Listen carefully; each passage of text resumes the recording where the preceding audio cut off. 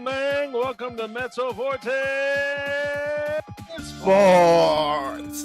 That's right, Bar Talk with the super fans. We're chilling out with the crew. What do we have in today's edition? We got a man who's walked the walk, he talks the talk. He's Coach Tosco. As always, faithful producer Crack AV, your fearless host Danny BMD, and me, of course, your amateur hype man, super fan art. We're gonna be talking sports. So Success style. All right, go ahead and take it away, Dan. Yo. Welcome, Mezzo Forte Sportz. Bar Talk for Superfan. Coming to you live, San Antonio, Texas, to your ears. Providing some sports time for your free time. What up, this your host, Danny BMD. How's everyone doing today, and how did your team do this week? Oh, man, it's been a pretty interesting last couple days. A lot of championships, even more championships than we actually had now that I think about it. But I don't know. Talk to me, guys. Just gonna go ahead and do a little quick round table since you guys can see we do have a little makeover, if you will. We're a little bit more, ESPN-ish. I'm just saying, give him a little more competition. A little bit more on the graphic side. So just going to give, again, a quick hi from everyone. I'll start with you, Coach Tosco. Talk to me, bro. How have you been? Coach. Good, man.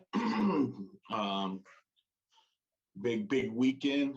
Got to enjoy some games. Got to see some big mistakes being done. And it was up and down, but it was fun. It was fun seeing all these things and seeing how some of those championships turned out, and then watching some, I guess we can say, future gold championships that could or may not happen for the U.S. Olympic team. So, but we can talk about that in a little bit. Yeah, so that should be pretty interesting. Definitely gonna be interesting to talk about that today. Superfan Art, talk to me. What is going on? What up, fellas? Glad to be here on this lovely Tuesday evening. Yeah, I had a very busy slate of sports over this past weekend and also these past few days as well. So we got a lot to get into. Won't waste any more time. Love you guys. Glad I'm here. Get a beer. Crack AV, always good to see you and hear you, bro. Talk to me. Guys, thanks for having me again as your sound guy. I'll be pumping up some jams and listening to you guys, talk about some of the great things happening in UEFA, in Olympics, and Copa America. I'm not very versed in that at all, so I'm excited to hear some of that. Nice. All right, dude. Well, so actually, you go ahead and just start real quick and just get started with our agenda for today. Again, just kind of going over the general agenda for today. Let me actually go over that. So again, we're just gonna do some U.S. Olympic talk. We're gonna do some UEFA Euro 2020, some super drama there. Whoa, what's going on? Copa America, of course. UFC 264, some MLB, and the Shohei Ohtani show. Did I say it right? That's good enough. Good enough. There we go. Yeah, I don't want to, I want to give, my respect and love for that dude. Yeah, let's do it. Yeah. Unlike somebody at ESPN who is in hot water for his comments. For real, dude. Stephen A. Dude, he hit the ball 500 feet six times. I thought it was 8. I know it was at least 6. I was like, God. Like, dog. Any pictures? Like, dang. That's what's up. Anyways, that's we'll talk about that later. But we'll go ahead and just kind of get started, and right into that, we'll go ahead and actually have Superfan Art lead us into that. Talk to me. What's going on? The U.S. Olympic team is not doing so good. Talk to me, Art. What's going on? Well, the men's Olympic team, under the tutelage of our own beloved coach Pop, Began playing over the past weekend. I think they're exhibition games, which mean nothing, by the way. Doesn't matter what the score is; they're worthless. Uh, they did surprisingly. They dropped game one against Nigeria. I'm not sure if it was Saturday or Sunday when they played. Uh, and then more recently, they had a matchup with Team Australia, which obviously they do. Nigeria has zero NBA experience. I mean, maybe in the future, like some of those guys are going to shine on and move on to development league, what have you. Australia does have a few names that you've seen here or there. Patty Mills, I think there's one dude. What's his face?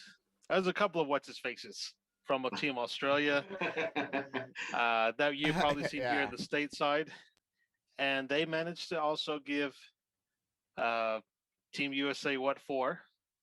Didn't mean shit. And then today, this afternoon, they were able to bounce back in a game against Argentina.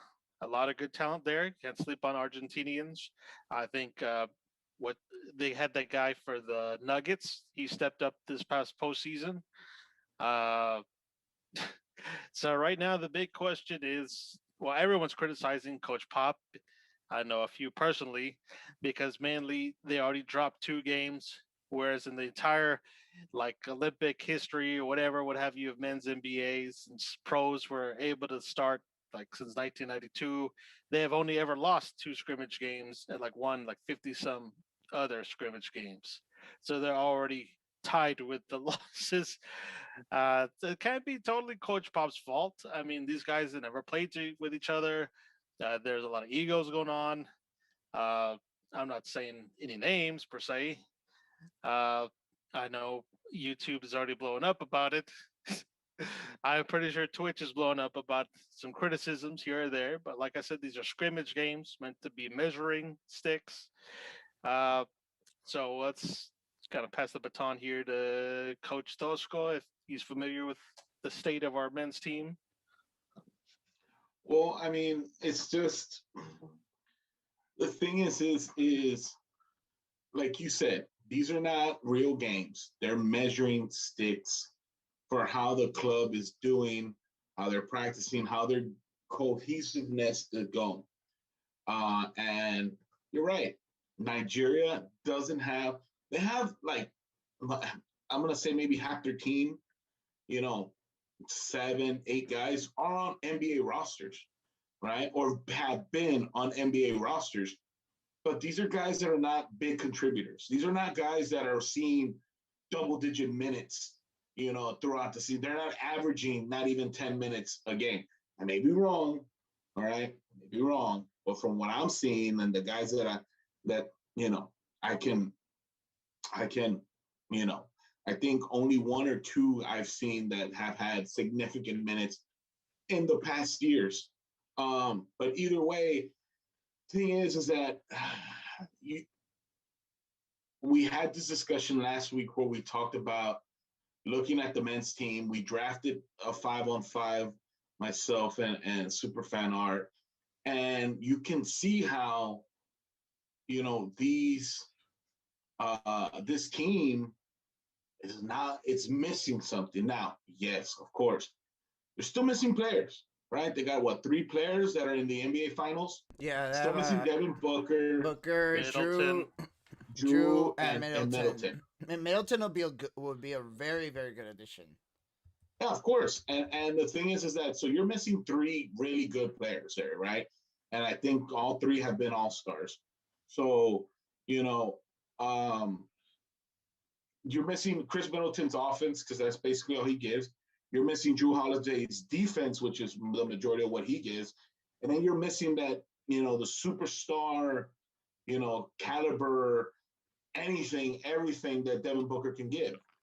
So, but even at that, you still have Kevin Durant, you still have Bam Adebayo, you still have Bradley Beal, you still have Damian Lillard and Jason Tatum, and you still can't get it done. Like, I understand these are not the real games, and I know maybe it's an overreaction, but just by looking at the team alone, you know,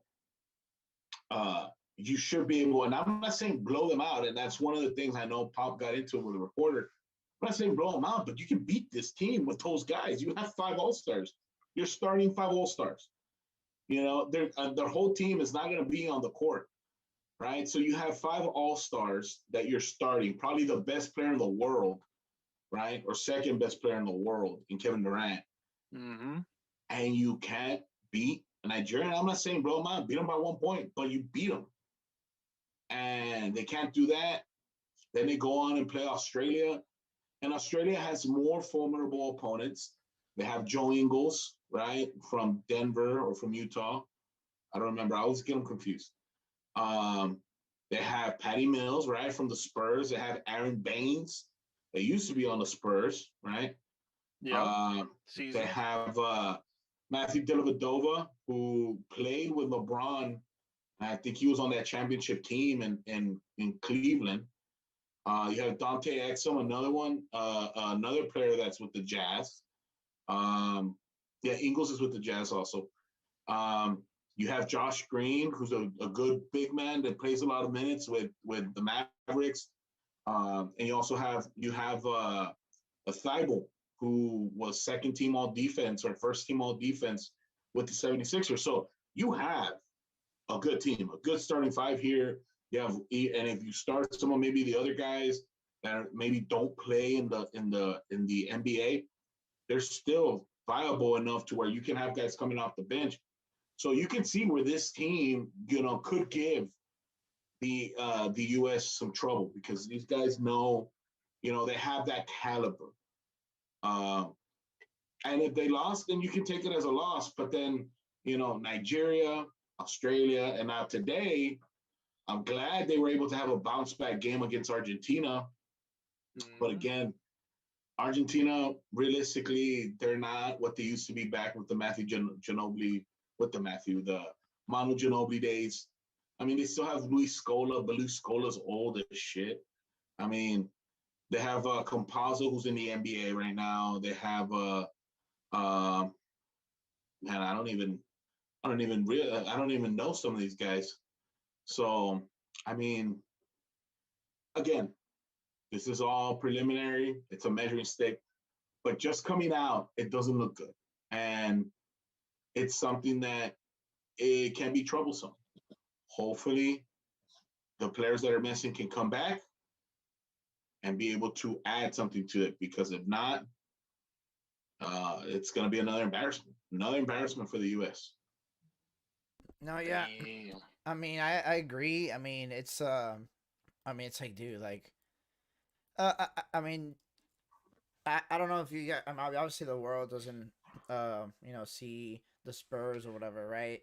But they, you know, Pop doesn't really, kind of, you know, during he tries out a lot of stuff during preseason, because he kind of wants to know what kind of works, and they were kind of talking about it, how, like, essentially, you know, they're the best of the best, you know, the NBA, or they're supposed to. I mean, KD could carry, like, we're supposed to or should be carrying.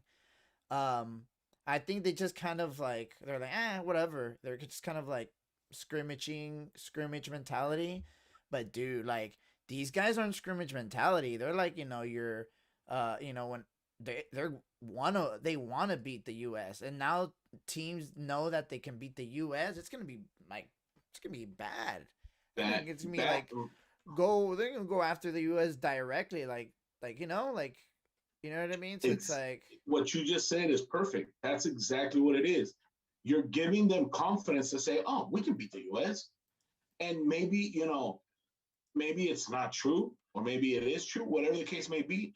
But that right there, already it's in their mind that, oh, we can beat the U.S. We're good. We got this. Look at Durant. He's balding. He's human. We could beat him. Yeah, exactly.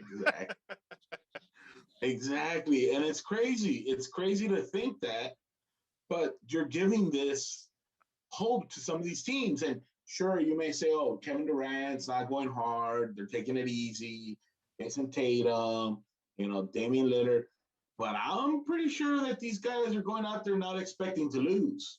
Yeah, like, you know? They're like, I mean, dude, they're getting owned on social media, and it's social media and stuff like that, right? But But still, I mean, it still matters. It's like kind of like, hey, like what's up?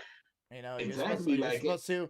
It's like you're supposed to represent, like the Olympics ain't, it's not like FIBA or whatever. It's not like your, Super Cup between the nations. No, like this is the Olympics, dude. You're an Olympian. It's like a little. It's supposed to be a little different, but I feel like sometimes, like for the U.S., it's not just because they've won so much. They've been so dominant, and it's kind of crazy to think about. And you do not want what happened back in 2004, where the U.S. was coming in. You had some of the best.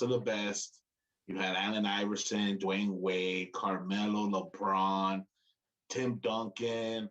You had some of the best, and they came in bronze. Like that was a big, like, whoa, it was a big letdown. It was an embarrassment.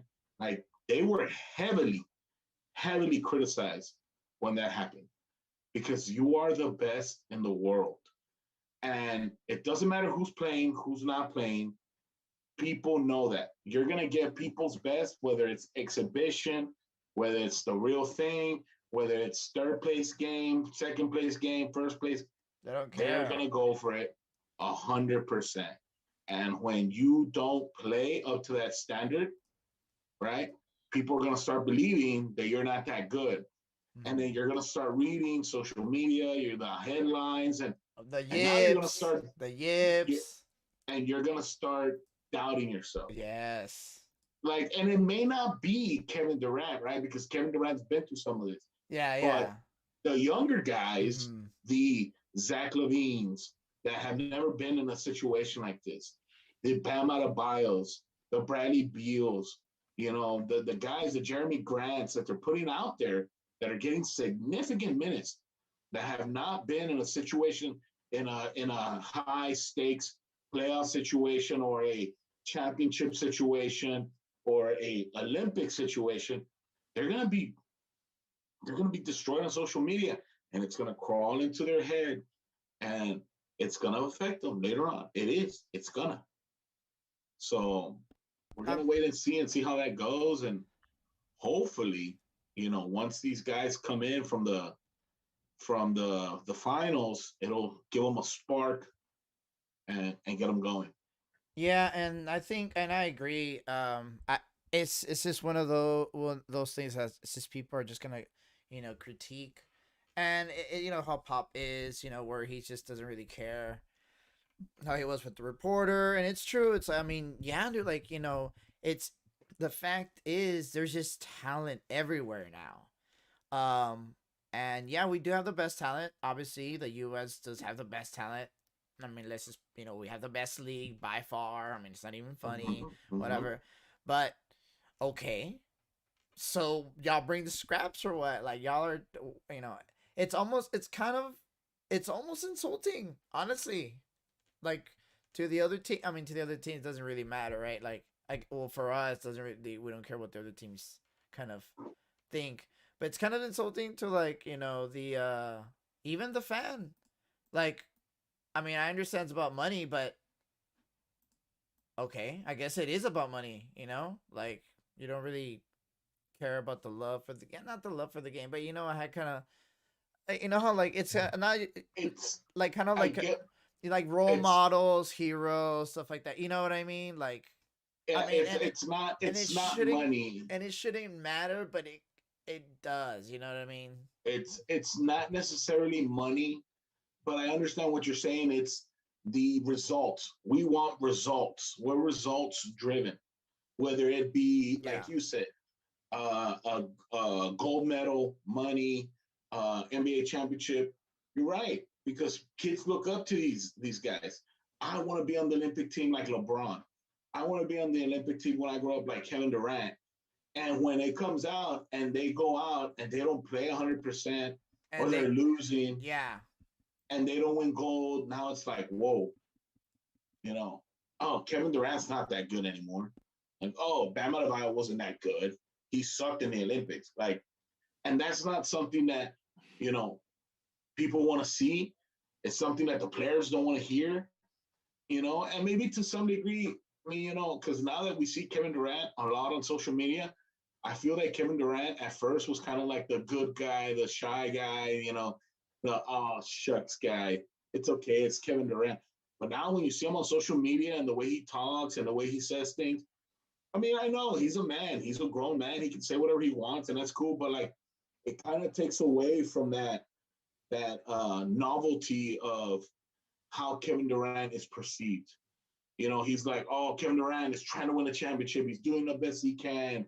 He's the skinny guy that's making it happen, and this is and that. And then, yeah, when he goes and he starts being more active on social media and the way he responds, the interactions he's had with Michael Rappaport, you're like, I guess he's not really, even as something as simple, the way when he had that little thing with Charles Barkley, and it's all, you asked a dumbass question, like, yeah, like, you're showing your true colors, and it kind of takes away from that.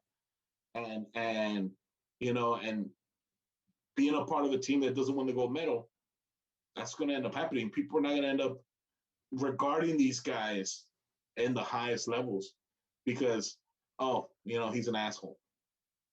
It is what it is. He doesn't care. He doesn't give a shit. And now, I'm sorry, it's not Mezzo Forte Sportz After Dark. I'm cussing too much. No, that's perfect. No, but I think now, Still bar talk. Now I still think that, I agree with that, but I think he does care about the Olympics specifically right now. Why? Because of the way that he went down and stuff like that. It was kind of like, I don't know, because I know that, like, jacket there. I know that like his agent was like, the very next day that the Nets lost, like he literally called his agent. He's like, hey, what's up with the US thing? Like, I want in, like, straight up. Like, he wants to. Redemption. I mean, obviously, it's his agent, right? I mean, obviously they can, be playing it off and stuff like that. But you know what I mean? Yeah, and don't get me wrong, you're probably right, but I think that also contributes to the way he lost. In the playoffs, it's kind of like he still has that. Damn it! I should have won another championship. I should have been at the finals right now. He didn't scratch the itch, so he's trying to go to the Olympics to get that. You know what? I didn't get an NBA championship, but I'll go get a gold medal. Yeah, exactly. And that would be, I'll probably be the same way, honestly. Yeah, and now he looks at the roster. He knows LeBron's not going. He knows James Harden's not going. Kyrie's not going. And he's looking at this. He's like, well, I'm the alpha. I mean, yes, Dame Lillard is up there. You have Dame. But Kevin Durant is the alpha. Yeah, because Book and Middleton and those are just, maybe Booker. They're like super role players in this team in this case. Yes, exactly. Because Booker's on his way up to becoming an alpha, to becoming one of the greatest in the world. Yeah. Dame Lillard is kind of there, but compared to Portland, Durant, and I'm sorry, dude, but it's Portland, dude. It's Portland. Like, it's Portland. I mean, and to some degree, I agree with you because I feel that throughout the years when the Spurs had Ginobili and Parker and Duncan, they won't really they were like, and because of the play styles, like, it's the boring old Spurs guys, like, nobody cares, like, yeah, whatever. And then you look at Tony Parker's, has like 30 points.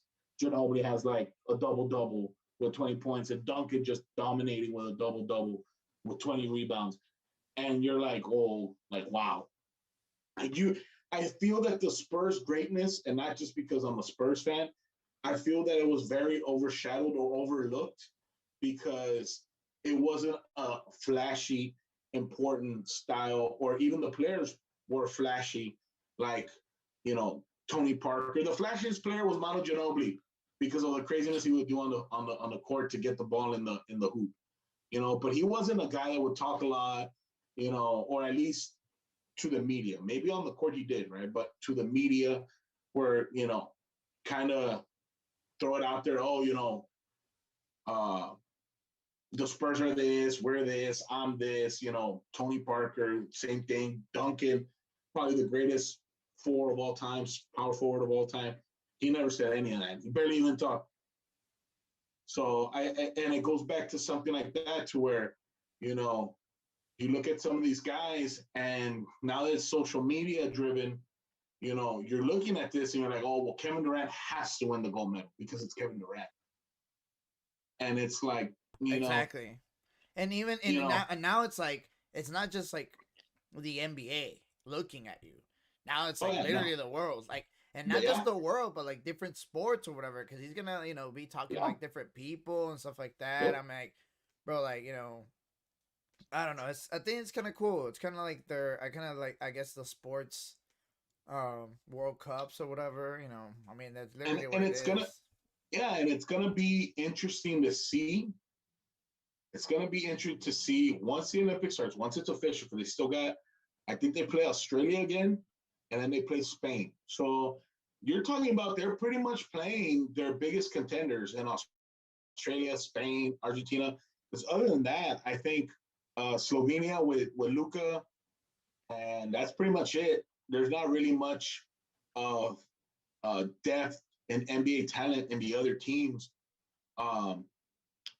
You're gonna see, you know, real quick how the NBA, the USA team is gonna look, you know. And once it starts in, I think, a week and a half, you know, it's gonna be interesting to see who's leading, who's winning, how are the games being won. Was it a blowout? You know, it was not, because even though Pop says, you know, talking about that the U.S. should blow out, not, you know, that they shouldn't be talking about how the U.S. should blow out all these teams because there's NBA talent, you know, these guys are good and they play as a team. He's right to some degree, but it's also, you still have the second and third and fourth best players in the world. You still need to do it, and you still need to blow them out because they're not even in the top 50. And they have no guys that are in the top 50. And you have 10 guys that are in the top 20, 30. You cannot be losing or winning by 1 point. It's just, you cannot. So even to some degree, it's going to have to be seen. Just like when the Dream Team, I think they were averaging winning every game by like 50 points. But it was the Dream Team, and that's exactly what it should have been when you have 14 Hall of Famers, 13 Hall of Famers. I don't remember what the exact number is, but that's what it needed to be. So we'll see how it goes. What do you think, Superfan Art? Any last words about our Olympic team moving forward? See what happens. Yeah, right now they're just lacking the drive, I guess. They're just going through the motions. Maybe some of those players are there for the spirit of competition, you know, like a challenge. Like, okay, like I'm going against like some of the world's best. Like, this is a great challenge for me moving forward. But right now they're missing a little bit of a drive. I think you know, bouncing back with Argentina today is a good sign. Maybe that could be a catalyst moving on forward for some future victories, or, you know, some cohesiveness with his team. I don't know if these guys have had many opportunities playing on the same team with one another. So they're still kind of getting used to each other's styles. And like Tosco said, Durant, he's obviously the alpha. He's got to take lead. But the role players as well, you know, they just got to find out where they fit in the system. And right now it's Pop's system. He didn't give a shit about your ego. Right now, going to be a little optimistic moving on forward. Let's go Team USA, Coach Pop and his boys. And yeah, we'll see if the dudes who are currently in the finals, if they could also like give a good kick in the pants when they get added to the roster as well. Yeah, so I agree. I think it's going to be pretty interesting. I don't know. I'm excited actually to kind of see them play. Anything crack AV? You know, go Team USA, obviously. Just mainly that. I mean, don't let these exhibitions get you down. But Dusko's right. We should be blowing them out. But I trust in Coach Pop, and Coach Pop I trust. That should be like the slogan for this team instead of Dream Team. No lie. No lie. What nickname would you give him? To Pop? No, this team. I don't know. Those social-driven devils. The I B don't know. team. B team. Yeah, probably. I don't know. But yeah, but that's good. What else, Crack KB?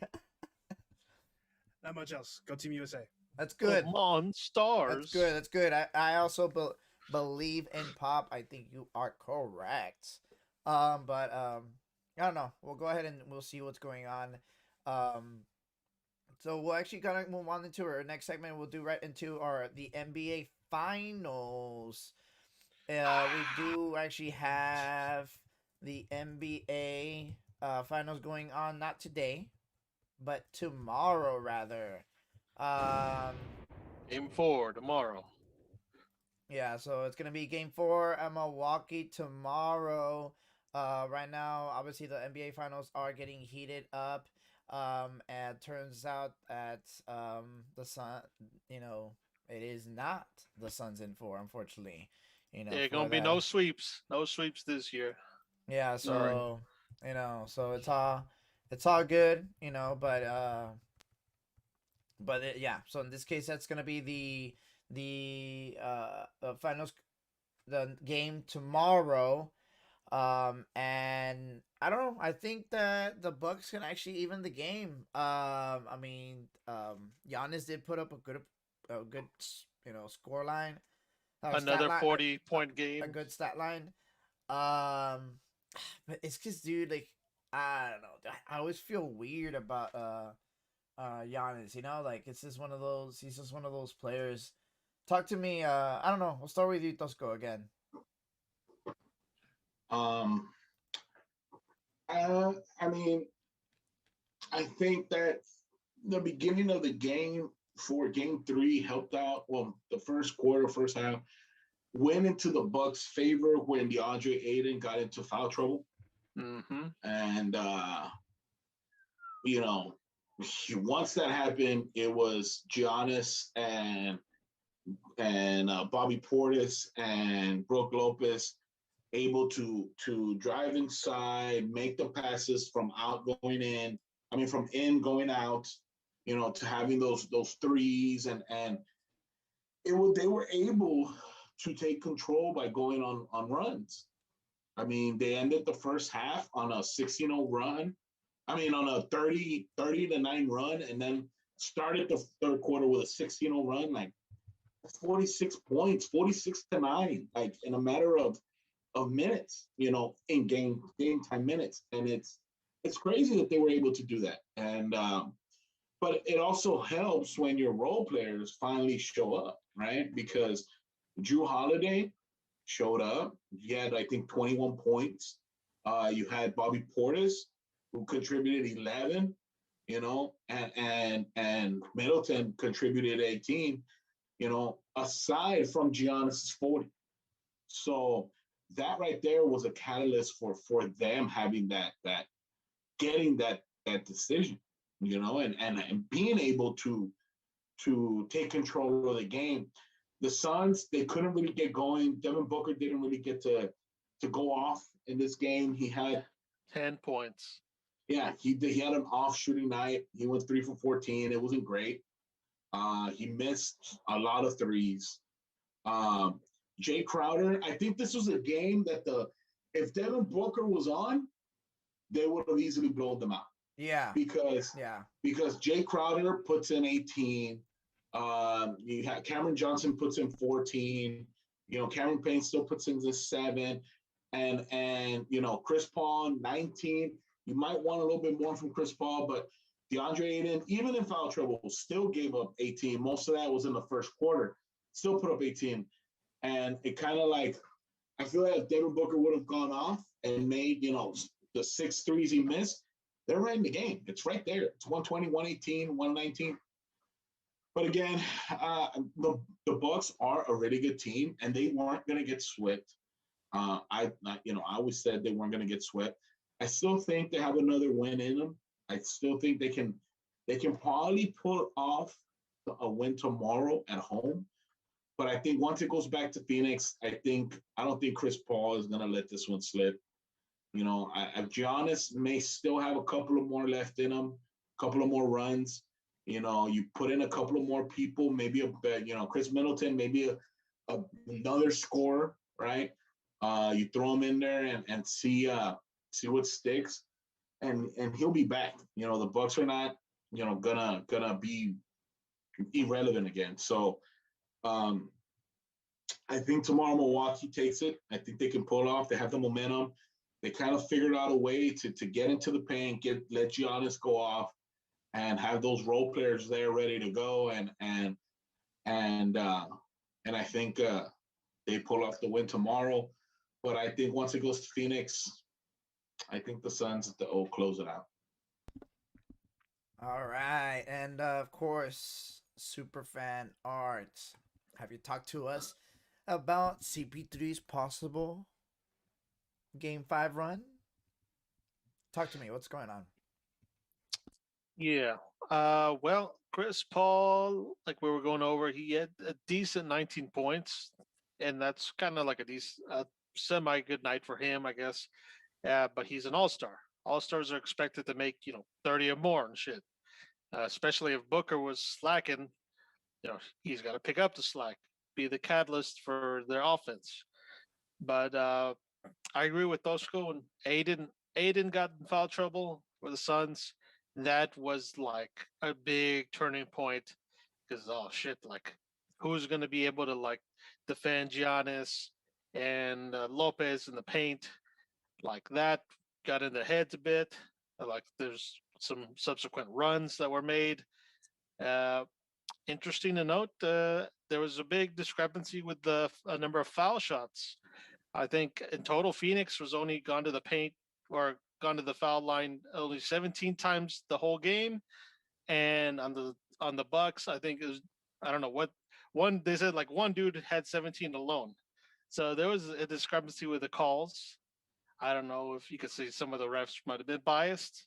I'm not going to name names or conspiracy theories, but yeah, the home crowd, Milwaukee, they were pretty ruckus from the start. I think that kind of helped fuel the rally in the Bucks. I think there was even some parts of the game where the players couldn't even hear the whistles being called because the crowds are so damn loud. But yeah, it's a good. They got kicked in the ass. The Suns got kicked in the ass, and they'll definitely rebound. Yeah, if not tomorrow, back when they go back to Phoenix, I'm sure their troops are going to rally. They'll play a lot smarter next time, especially with fouls and such, and they'll definitely use it as a learning experience. And we'll see how it goes tomorrow. What do you think, Dan? I think that like Tosco was saying that the Bucks are actually a really good team. That was it, Aiden, they kind of figured it out. He did have 18 points. They're a really quiet 18 points, and mostly through it the first half. He didn't really have any impact towards the second half just because of foul trouble. D-Buck, CP3, they combined for 29 points total, 11 point assist total. I mean, that's like CP3 by himself, like literally. Mm-hmm. And like it's like none of them was there. Either CP3 was there or D-Book didn't play any of them. And the Giannis is just like, I mean, he just went off like you're saying, 40-10. I mean, that's a lot. 40 points is a lot. And Middleton only put up 18, which is kind of crazy.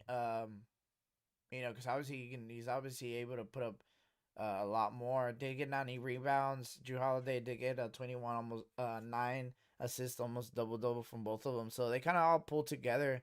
Like kind of we're talking about they turned basically the series into a fight. Game 4, I do see the Suns winning, just because I think they'll kind of figure it out.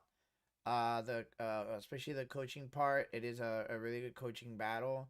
But if they don't win, then I think this is gonna be the closest game, one of the closest games of the series, because it's been like kind of back and forth. What is it, like 108, 118, 100, 120, 108, 118, and it was. I mean, the scores kind of lie a little bit because it was like during the actual games, there is a lot of garbage time.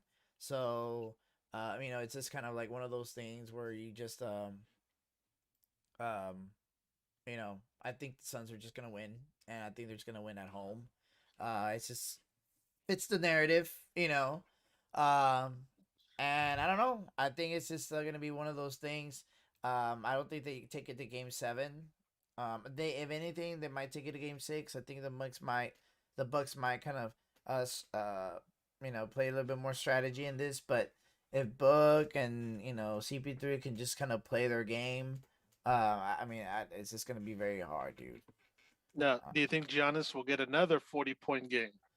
He did Uh, 2 already, third in a row. Yeah, he's got 30 plus fácil. I mean, he's gonna get a double double. Like he just is, Um, if he doesn't score another 40, they're not gonna win. They're not gonna win another game. Yeah. Nice. I like that.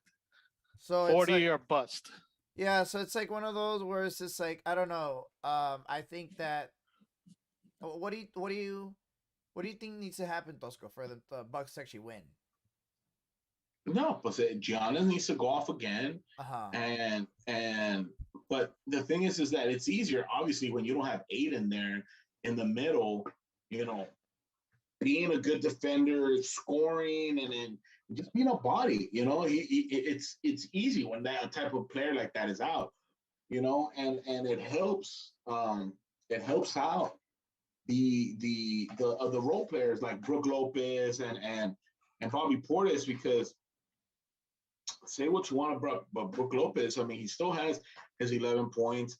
He still was able to, to be effective, make passes, and get some open shots. He might not make them all. I get it, but he has the opportunity to have a positive impact. But Bobby Portis, same thing. The opportunity to make a positive impact. These are your big guys. They're down in the paint. Luckily, the good thing is that the Bucks, big guys like Brook Lopez and Bobby Portis, can shoot the three. So they're out there on the 3-point line shooting. And Brook Lopez, I think, shot 4, and Bobby Portis shot 3 of them. Like, yeah, not all of them are going to go in, but those are bonus points because you don't expect guys like that to give you threes. Spreads the defense out too. And it spreads the defense out. And now you take out DeAndre Ayton, you bring in your backup center, right? Whoever it is, I think they have Frank Kaminsky, he's a decent backup. He's a role player. But now you're putting him to guard the 3-point line, right? So now you have him on Portis, you have him on Brook Lopez, who's out there in space, and then you do a switch, right? You switch them up, and now they're guarding, Drew Holiday. And now it's a mismatch because Drew Holiday is going to take it in on Kaminsky, who is not always there, right? And now you have an advantage. So little things like that are things that the Bucks need to continue doing in order for them to have a chance to win. DeAndre Ayton is going to come back, and I'm telling you, like you said, good coaching on both sides. Monty Williams is going to come back and is going to have a game plan to be able to try and stop Giannis, because I mean Giannis is Giannis. It's like he's gonna get his. It may not be 40 every night. It might be 20 something, 30 something, but Giannis is gonna get his. He's not gonna go with 10 points in a game. If that happens, that means the Bucks got blown out by tons. So, if I think he needs to get 40, he needs to continue getting high 30s, 40s. In order for them to be in these games, because if they don't, they're not going to win. And they need the production from like Drew Holiday and Bobby Portis to be able to continue, with the high scoring to keep up with the Suns. So we'll see how that goes. Nice. Yeah. So, any final thoughts, Art, before as we watch Game 4, go into Game 4? Well, we have a for sure Game 5. That's good. More basketball extends. There'll be, another game to watch while we steadily wait for the second half of MLB to begin and the Olympics to commence. Yep. So, yeah, one more thing to keep us until then. So, yeah, Game 5. Hell, Game 6. I don't know. We'll see. We'll see. Yeah, I mean, I think it's gonna be pretty interesting. You gotta check it out. Obviously, it's gonna be tomorrow. What time? Like at 8 or something like that. It's 8. Yeah, they're a little bit later now. Yeah, because it's gonna Nice. be in Milwaukee. They're Where in is it? Milwaukee, so it'll be at 8. Yeah. It's gonna. Are they Nice. the? Hold on. I got word from my producer that it's 10 p.m. centralized time. So that means we're Mezzo Forte after fucking dark. After dark. Unrated, uncut. Bloopers already in the live show too. Sipping on some nice Blue Mountain Coors Light in honor of the MLB All Star Game in Coors Field. Uh, That is hope correct. y'all are sipping on something nice too, or water, nice boiled water. Nice. If you're Laredo, it's got to be boiled. Let me see. I know. Put something. I'm gonna put Oh, no, something. after today, we're green. good. Put some green. Yeah, but you gotta. I'll still give it a few more days. Get that chlorine flushed out of all the pipes, literally. Yeah. Yeah, you're right. So, After nice. dark. After dark. You'll pop them tads. Just a quick shout out to everyone watching us today. Go and check us out. Follow us, like us, subscribe. Everything on Twitch, YouTube, and Facebook. We are actually on Instagram and Twitter as well. Check us out. We do, some funny stuff. Super fan art does actually help out. Sort of Scorch Tosco with some of the postings. So I'm very bad at it. So if it's a bad posting, it's probably mine. Here we go. Oh no! Here we go. But other than that, I just want to give again a quick shout out also to our friends at Studio 13th Day. They did provide all the graphics and all the sounds. Crack 8V also as well. Always with with some fat beats. I like it. Good stuff today, Evan. But other than that, I am actually drinking just some water. Stay hydrated. Nice. Yeah, I worked out today, so I gotta stay hydrated. You know how it I is. actually made this song today. Oh, here we Just go. for Here we this. go. This new debut from Crack AB. Whoa, that's a little loud, but we're gonna go ahead and go into our next segment. Sports. Crack AB leads no. us. All right, guys. So go right into our next segment, which in this case it's gonna be the UEFA Euro 2020. So Go. and not just soccer, but just like any sport, really. You're always gonna have your controversy. It's always gonna happen. There's never gonna be a game that's played fair, obviously, right? Because you're a super fan. If your team loses, it's always gonna be an excuse. Not an excuse, but like a reason. But right now, obviously, Italy did win. They'd win. They did win it in penalties. Who did they beat? They did beat England in penalties. Ooh. Now, the game was, very, very interesting. We're actually gonna kind of talk about that here with Tosco. But talk to me, Tosco. Just like your quick, immediate, thoughts on the game itself. The Asuri are champions again. We're definitely gonna see them in the cause damage in the World Cup, but as of now, they're Mamma mia. UEFA champions. Talk to me, bro. I mean, it was a good game. I think there were mistakes throughout. Through a lot of mistakes, especially in the managerial aspect of it. It was a good game to see, though. You can tell that it was. I don't think there was one team I guess I don't think there was one team that played better than the other, and I guess that's why it stayed even and it went all the way to penalties, right? Because I mean they were tied. I think that one team started off real good, started off real great, and then slacked off, and then the other team turned it on, and they were doing real great, and they finished out the game, and England was the one that started off great. Yeah, Italy was scored the one that, fucking early. yeah, Yeah, Within the what and, was first and 2 it? What was minutes. it? That was like, yeah, it was 2 minutes. it was like 2 minutes. Oh, there we go. Yeah, I know it was like something like that, something crazy. Like Super early. super, and honestly, like gave him confidence, dude. That's back to we were kind of saying, back to the with the Olympic team. You start getting confidence like that, and then you play it a little differently. Now, obviously, England is they're still really good anyway, right? But it's just it was a very interesting game in itself. Now, just kind of like if the viewers can actually see on our screen, chat. We do have Italy. They did take 19 shots. They shot 6 shots on target. They did have 66% possession.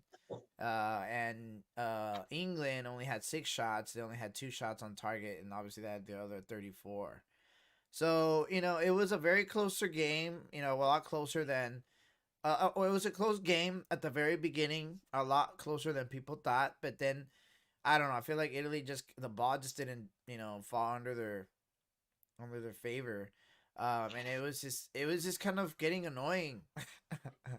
I mean, not to be like that, but they should have gone to the penalties. I mean, I'm glad the ball doesn't ball don't lie, right? But still, it's just one of those things, right? I think both teams played the same. I think that Italy started off maybe not bad, but they didn't play to their strengths. They didn't play. I feel they weren't allowed to play the way they wanted to play. I think England at the beginning set up a good defense. They were controlling midfield. They were making good runs. And I think, don't get me wrong, Italy had their chances from, the first half, but I feel that they weren't, you could see that they weren't going 100 miles per hour, full speed, everything working, everything rolling the way it should. And then starting the second half, you could see right away that England kind of changed the way they were playing. And now they kind of were slowing things down, trying to let the time run by, trying to hold on to a 1-goal lead. And you can tell right away, Italy saw that, turned it on. And it was a matter of time. You could see the game where Italy should score, Italy's going to score, Italy's going to score, and then boom, it happens, right? And towards the end, Italy had the most chances. You go to extra time, and you see the game. It was kind of sloppy towards the end. I saw a lot of tired bodies, and it was crazy to see that England didn't really substitute until late in the game. They did their substitutes. They held on to 3 substitutes until the second half of extra time, right? Well, 2 of them second half at the extra time, 1 in the first half. Like, how do you not bring in Jack Grealish before the 90 minutes? How do you wait until the 99th minute after half of the first half in extra time is gone? Like, how do you do that? You cannot. If you're trying to score that goal and win in 90 minutes, how do you not bring in Marcus Rashford? How do you not bring in Jadon Sancho? I was gonna say Shaw. What do you mean Shaw? You talk about penalties, right? Or substitutions. They didn't put in the subs substitution. early enough. I'm sorry. Yeah, my bad. Yeah, like I don't understand how they didn't do this earlier. What was Trippier having that great of a game? Was Mason Mount having that great of a game? were these guys having that great of the game? Like, you can say, okay, Kyle Walker was having a good game. He was making those runs, and I understand why he wanted to wait to the end. But I mean, and Declan Rice and Calvin Phillips, like, you could have gone super offensive and try and score and get it over with, but they decided not to. And that was their downfall. I blame it solely, and he took blame. He's the big man. He took blame for the loss. He said he made mistakes. He made managerial mistakes, and I'm glad he said it because it's true. They lost because he did not manage the game well. And we haven't even gone into the penalties, where that was a debacle and a half. Because, sure, Italy could still have won, but I feel that England did not give themselves the best chance to win. How do you not have Sterling kicking a penalty? How do you not have Jack Grealish not kicking a penalty? Luke Shaw not kicking a penalty? How do you not have Calvin Phillips? Just like you're like free throw guys, like you're 70s high percentage. Yeah, you're high percentage guys. Yeah, like. And I get it. Don't get me wrong. He brought in Jadon Sancho. He brought in Marcus Rashford, and you can say those guys are high percentage too. Sure, I get it. They should get a shot also, but Harry Kane should be first. Raheem Sterling should be second, and then Maguire wants to be third. He can be third, right? And then from there you go. Okay, Rashford, Sancho, that should be your five. But they decided to put in Saka, who, don't get me wrong, great player, had a great tournament. He's probably going to be one of those guys that's going to get, bought out of Arsenal, because that's just a sinking ship. And and he's gonna have a great career somewhere else. But you put in the kid. How do you not have Grealish kick a penalty? Kane, Sterling, Grealish, Maguire, Rashford, Sancho. How do you not do that? You bring in Saka in as the fifth guy in a high pressure situation. You have to make it or we lose. You bring in the kid, 19 years old, 18 years old, however old he is. You bring him in? Come on, man. That's on Sterling. That's on Grealish. How do you not have the balls to go take this kick instead of sending the kid up? What do you have to lose, right? Oh, but you could see Sterling after every game not getting a pass, like upset. You have a shot, homie. Go kick it in. Nah, bitch down. I mean, it is what it is. If people are not going to like that take, say whatever. And it has nothing to do with he wasn't comfortable. He wasn't confident. He's super confident when he has the ball one-on-one, taking it all the way in with defenders on him and juking him out and kicking it and scoring. There's no problem there. How is there no problem kicking it? You and the goalie, balls on the ground, kick it in. How do you not have confidence in that? That just boggles my mind. Now, don't get me wrong. I'm not saying it's going to automatically go in. Donnarumma, he's awesome. Great goalie. He probably could have stopped it. He could have stopped all of them, right? But my point being is Sterling should be the one kicking. Grealish should be the one kicking. And you lose on that sword. You lose on your best players' misses, not on, a kid being put up there in probably the highest pressure situation other than the World Cup to win the game. That's just bad coaching. That's just bad managerial decisions. That's what that is. And I mean, don't get me wrong. Pickford did his job, blocked some penalties, but Italy did their job. They did what they had to do. They scored as many as they needed, and I'm glad Donnarumma got the player of the game or player of the tournament, whatever it was. That's well deserved. Yeah. Mm-hmm. And But it's crazy, man. It's crazy that they left it up to that. Your best player should be kicking those balls in. It's crazy. Yeah, and I don't know. It's just one of those things for like me, like we're like as a it's the penalties, just like have your best, the high percentage guys shoot it. I mean, that's just the way it is. But I mean, we obviously did not see that happen.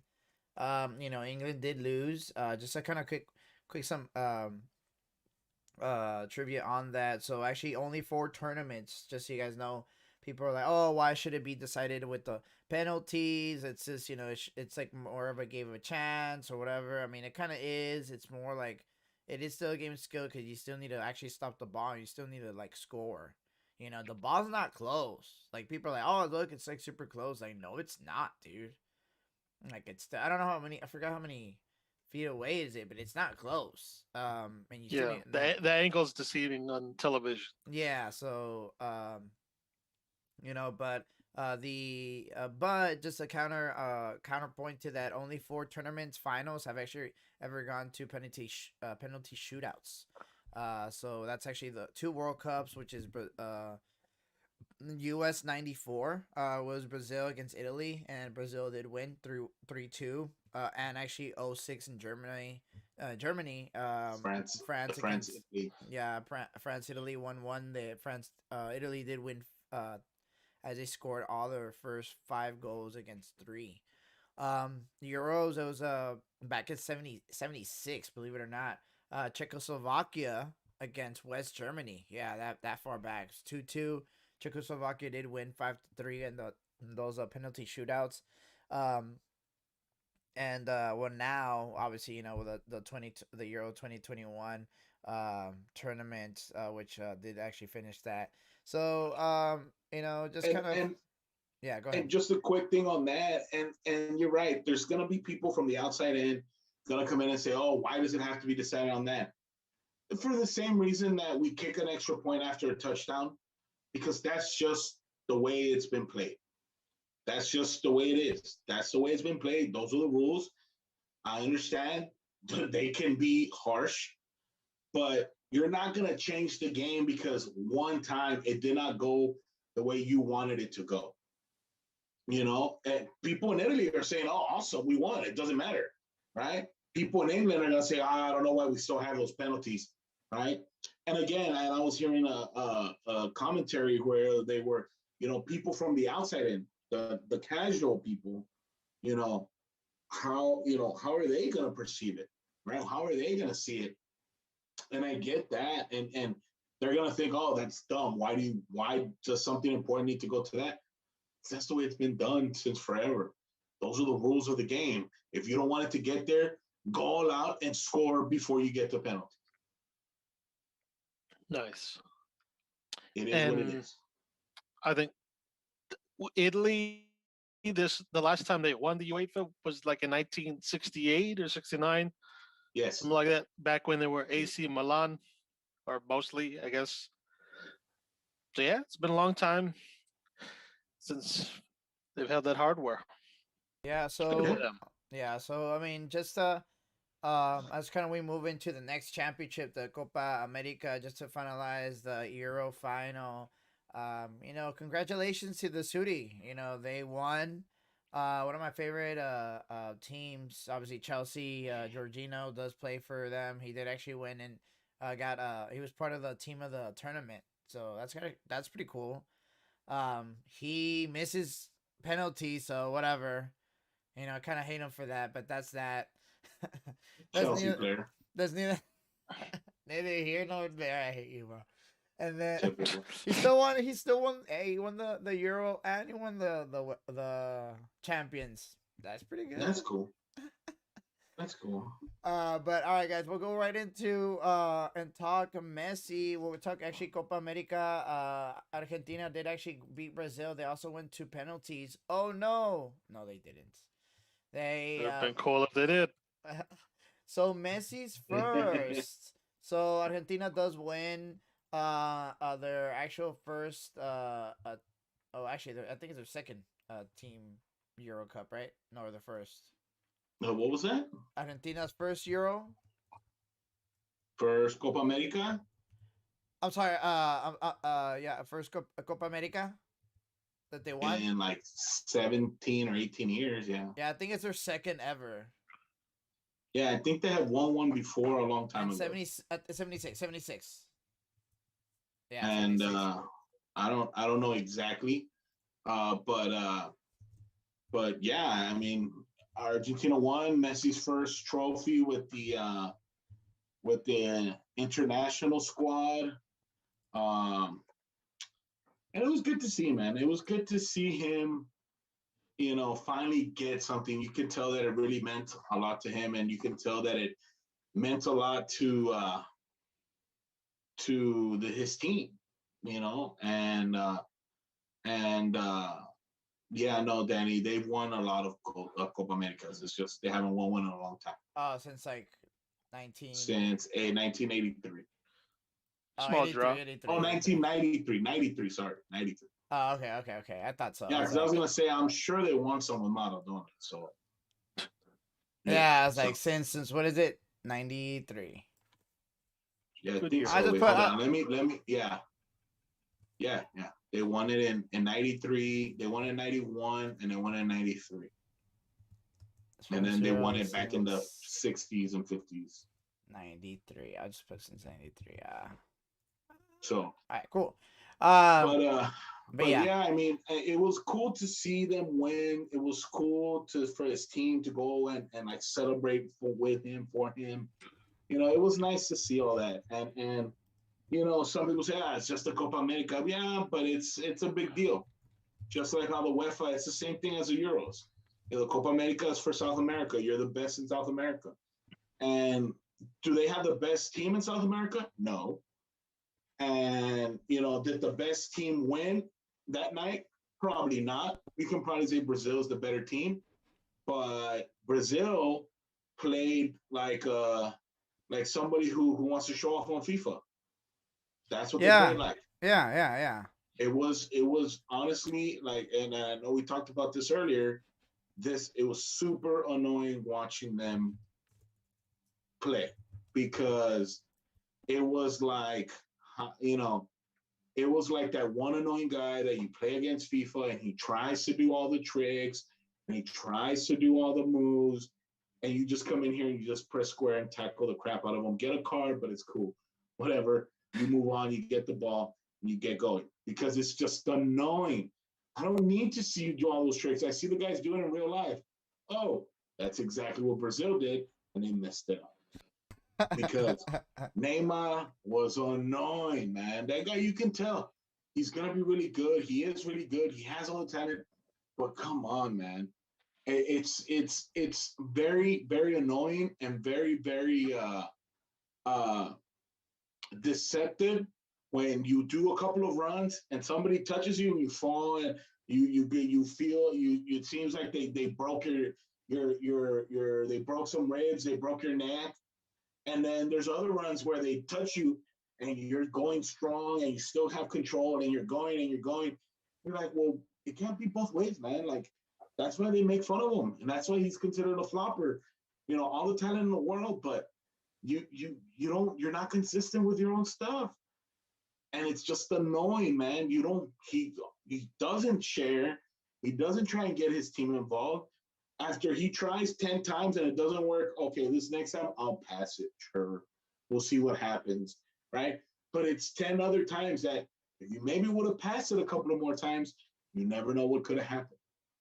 So it's just, it sucks that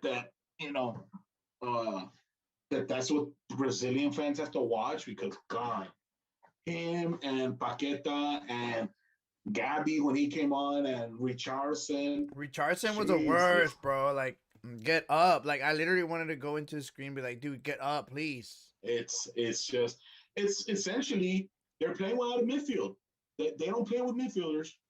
They play with forwards and defenders because nobody's in the midfield. No. The Fred was in there playing defensive midfield, took him out at halftime. They bring in Firmino, another forward, did nothing because he was playing back He was supposed to be playing forward. Neymar was in front of him, and he was just playing back. And Firmino didn't touch the ball. Richarlison was on the right side. Paqueta was on the left side. They took out Paqueta, brought in Gavi. Same shit. They were just controlling. They were trying to make runs on their own, trying to get it to Neymar. And then Neymar had it. He tried going all the way. Like, that's not how you play the game. That's not how you play the game. Casemiro barely even touched the ball. You have one of the best midfielders in the world in Casemiro, and he barely even touched the ball. It's crazy. I don't understand how a team can run like that. I don't understand how a team can get it, and it's annoying to watch, man. It's like that FIFA player you play, and it's like, dude, come on. You know, it's almost as annoying as playing that FIFA player that tries to be Spain and passes it in triangles like for 10 minutes. The half is gone because they're just doing passes and passes and passes, and then they still don't score. So, I don't know. Yeah, But I mean, Argentina was not the better team, but played the better strategy. They realized that they're going to get the runs, but they're probably not going to get more or as many as Brazil. And they found the right counter. They found the right runs going forward. And they found one. Di Maria didn't miss, chipped it over, and that was it, man. I mean, that's all they needed. yeah, and they control the midfield, like you said. I mean, Messi didn't. Control. When they had it, they controlled the midfield. Even if they didn't, and that was one thing I saw. Argentina got the ball, didn't need to go forward, controlled it in the midfield, went back to the defense, controlled it in the midfield, wait for the runs, and then go. And if the run hit, then it hit. If it didn't, get back on defense. Yeah, and like you see on the screen, chat, you see shots. They only did 6 shots. They did 2 shots on target for Argentina, but they did win. I mean, it doesn't matter. You know, you get 2 shots, you get 1 shot. As long as you score at least 1 or 2 couple times out of it, get 50, 75% out of it, you know, you're good. You see Brazil did shoot 13 times. They shot on target twice. No, I mean, they had 60% possession. It doesn't really matter because, I mean, they were shooting the ball all day and grabbing it and everything, but they weren't doing anything with it. So it was just like you said, it was just annoying. Just to kind of see him like that, you obviously expect a way higher level of talent. I think they will. I think they'll kind of grab another team. I mean, dude, they didn't have like Coutinho. I don't know. I feel like they didn't really have anyone there except Neymar. But that's the way the team's gonna be, man. That's the way the team's gonna be built. They're putting everything around Neymar, and I get it, but the way he plays, and that's why I guess he didn't really. I don't know how he. I don't see how he works in his domestic team. You know, in PSG, I didn't even realize. I didn't see how he would work in Barcelona. But when you have Messi, I guess he can make it happen, right? But you know, I don't know how he plays in his domestic league in PSG. Doesn't help that league's not very good, but you know, it's annoying. It's upsetting. Like even now, it's just like, ugh, Neymar. The way he plays is just. Don't get me wrong. He has the talent.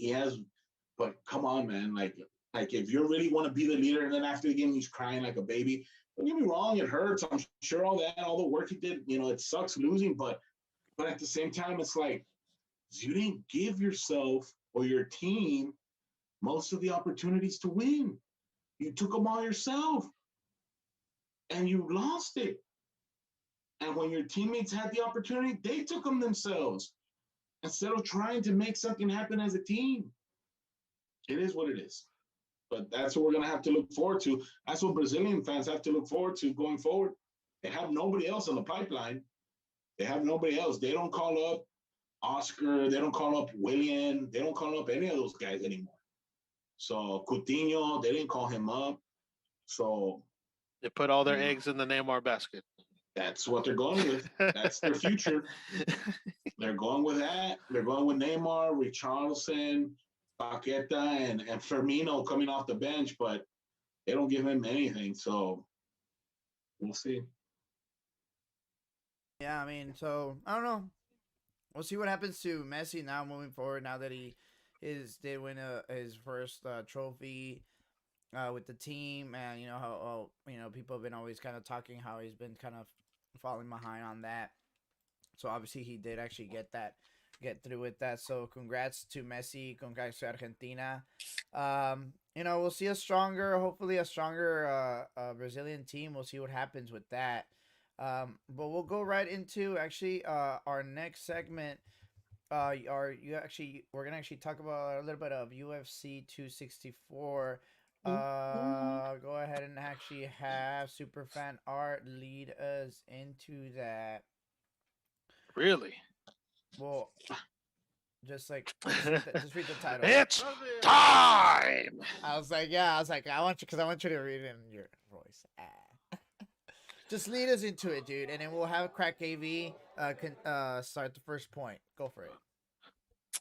Okay, UFC, some random number after that, happened this past Saturday on pay-per-view, which a good amount of the smarter Americans didn't pay to view it, and they were wise because we know what the results were. I can't really discuss much about the title cards, the card fights that happened before the main event, but the main story of the night is McGregor versus Poirier. It was their third time rematch, I guess, and it didn't really live up to the hype that people were hoping it would be. A lot of, I'm just gonna say, McGregor, he unfortunately lost the fight and the ability to stand because motherfucker broke his ankle, fibular, whatever. It was bad. It was just like looking like a wrist, but on his leg.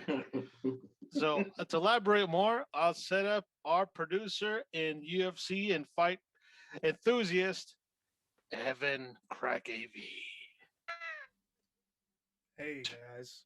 Hey, no, I saw the fight. I saw it here at my house. I think Danny was there too. But yeah, man, third fight, Conor McGregor and Justin Poirier.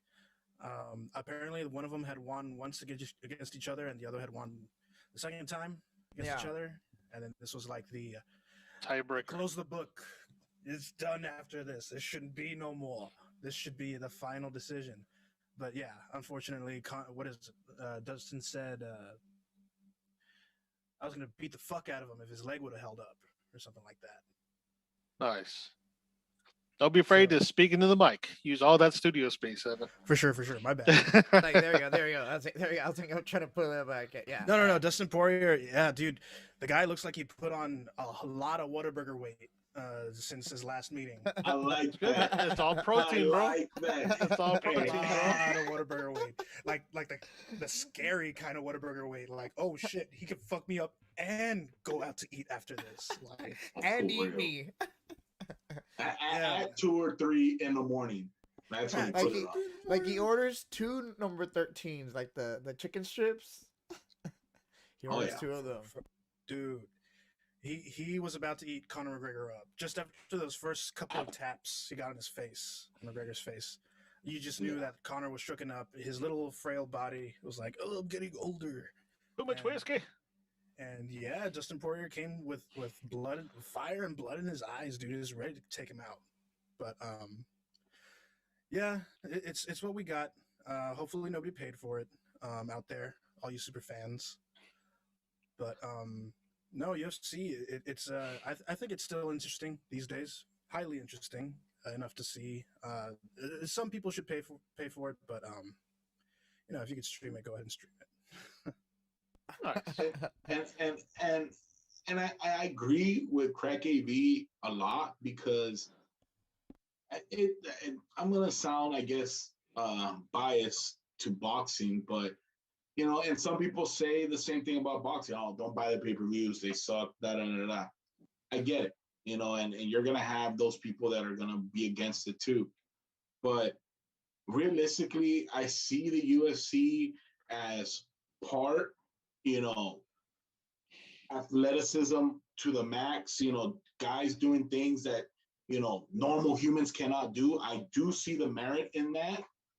But then I also see half of it is WWE, where almost anybody could do, part of WWE. Not everybody can do WWE, is not what I'm saying, but the talking, the promoting, the skit, the da.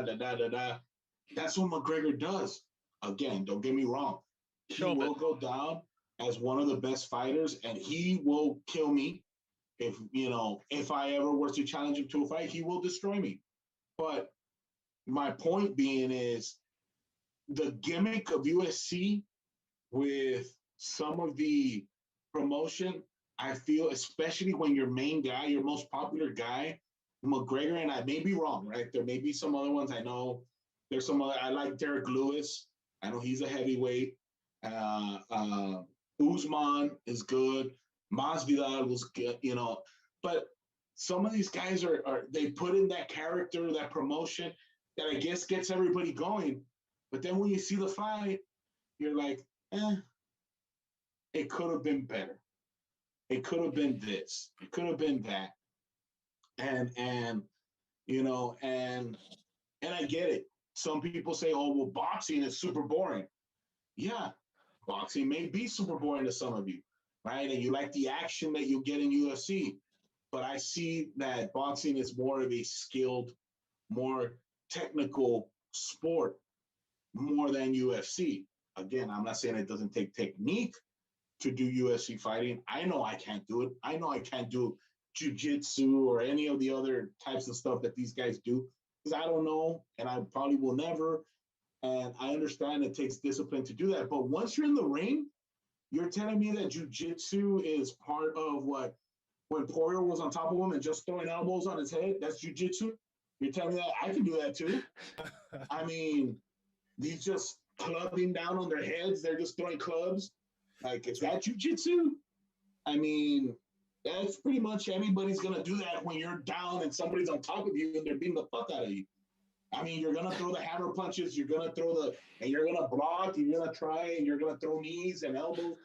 That's just defending yourself. That's drunken girl on a Saturday night style. For real. That's two drunk girls and cowboys going at it. I mean, Craig gave you exactly right when he said that Dustin Poirier was destroying. He was gonna destroy him. I saw the fight. I saw the first round. Jesus, when he had him on the ground, I don't know how McGregor's skin didn't. I know his ear was getting bloody, but I don't know how his forehead and his eye didn't cut open because those elbows were landing. Dude, he was getting hammered. Hard. Like, he was straight up getting hammered. Hard. And he's right. Poirier was going to destroy him. It just so happened that his leg destroyed himself for him. So, yeah, that's what they were saying, how, like, he got a little bit of a pass. I mean, I guess, but, But Poirier, and I'm glad Poirier said it. He goes, I checked one of his legs, like one of his kicks, and I felt it. And right away, obviously, the internet will never lose. The internet found it right away. And you see when he kicks him on the right side, I think. And once he finishes the kick, Poirier looks and he points at it like, hey, something happened. And sure enough, he takes a step back. That thing was not 100% ready and just snapped. Yep. So yeah, exactly. That's exactly what that leg did. And but yeah, man, I mean, and Poirier looks the part. He's gonna get a title shot now. That's what Dana White said. And that's another thing. Dana White is like the Vince McMahon. That doesn't help. I was gonna say it does not. It does not. It does not. Dana White doesn't. I feel that he's the greatest promoter for his sport, but at the same time, he's also the greatest detriment to his sport. Because if you're gonna go and check out boxing, you don't need to know who the promoters are. You don't need to know who is in charge of a boxer. You don't need to know who his trainer is. You don't need to know any of that. And you can just watch the fight and say, but you cannot watch UFC without knowing who Dana White is. because Dana White picks the fights. Dana White picks the pass that the players take, that the fighters take. Dana White picks how much they get paid. Dana White does everything. And I get it. It's his company. He did it.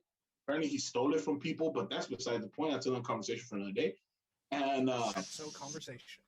Yeah. And but Dana White is the Vince McMahon. Some people love him, some people hate him, you know, and that's kind of another turnoff to me, you know.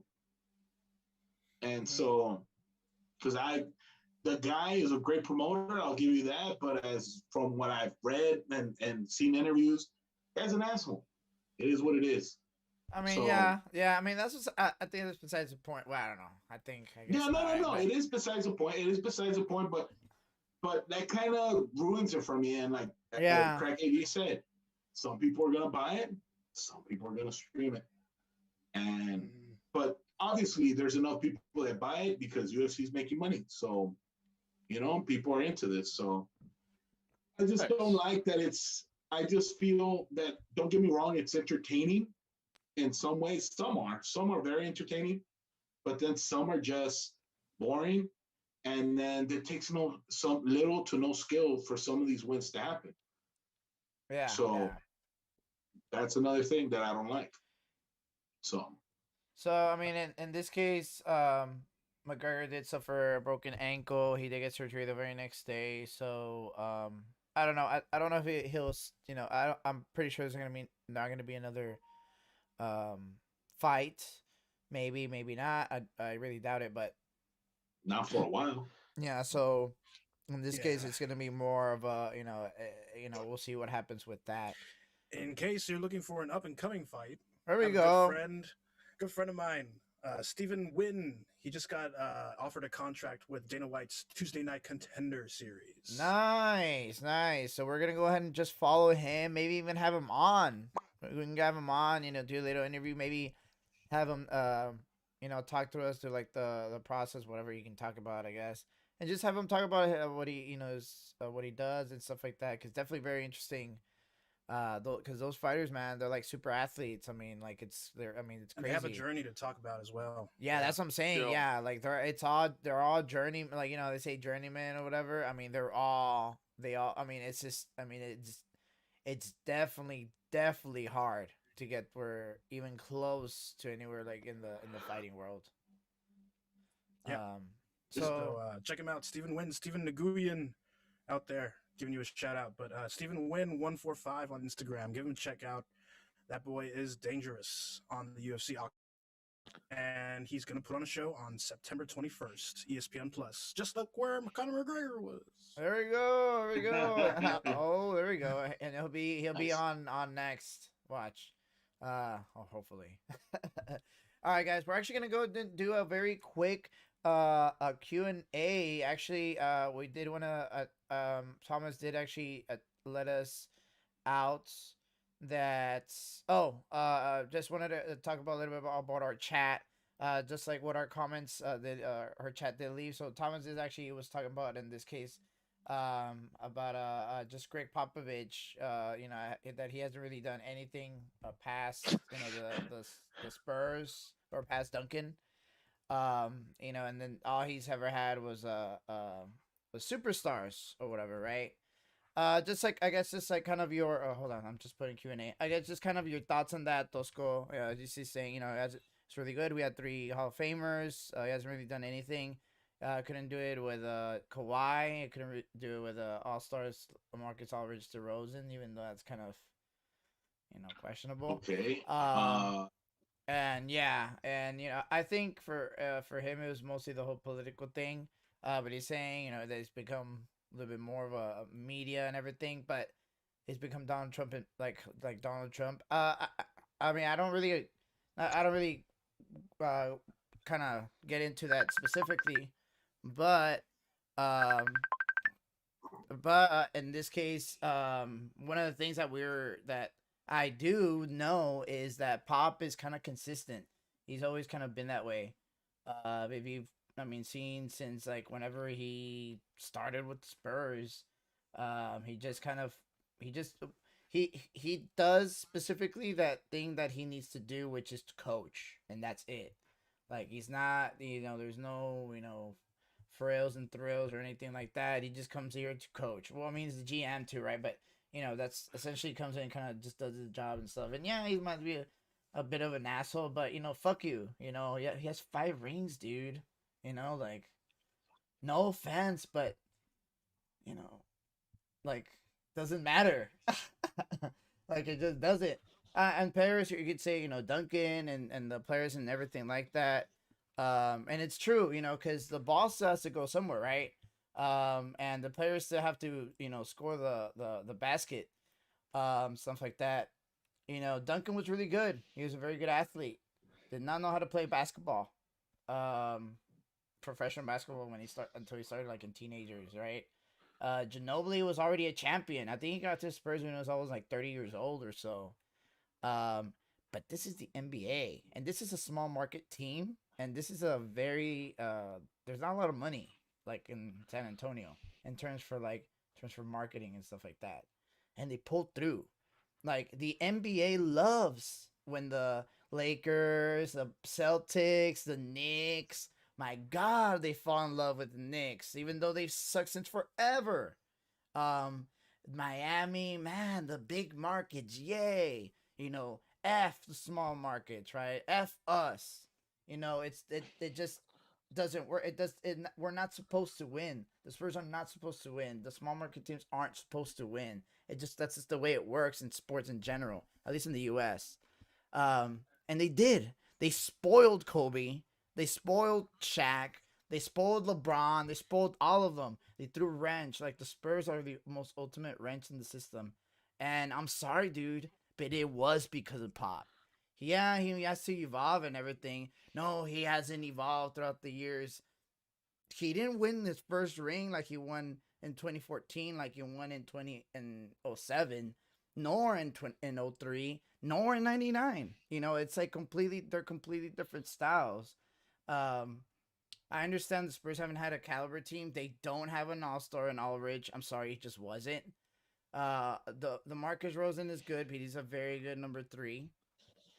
But the talent level and the whole Kawhi thing, don't even get me started with the whole Kawhi thing, because you guys know I fucking hate him. I hate his family more, whatever. We won't even get into that. But that was that. I understand that, like, Pop rubs people the wrong way, which is cool. But I like my coaches to coach. I mean, you're a coach, Dosco. Like, I want my coaches to coach. I don't want, like, don't disrespect the players. And honestly, disrespect the players. Fuck them. Like, talk shit.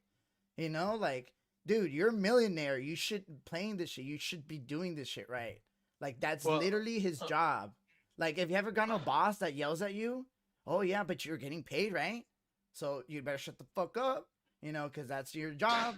So that's exactly what players, the fact that specifically there's like, oh, the league is soft, the league or whatever. The league isn't necessarily as soft. It's that their players have always bitched. Now they have a louder voice through social media, through the, now in general, where they have a little bit more buying power, more staying power. LeBron, did the power, player empowerment, things like that.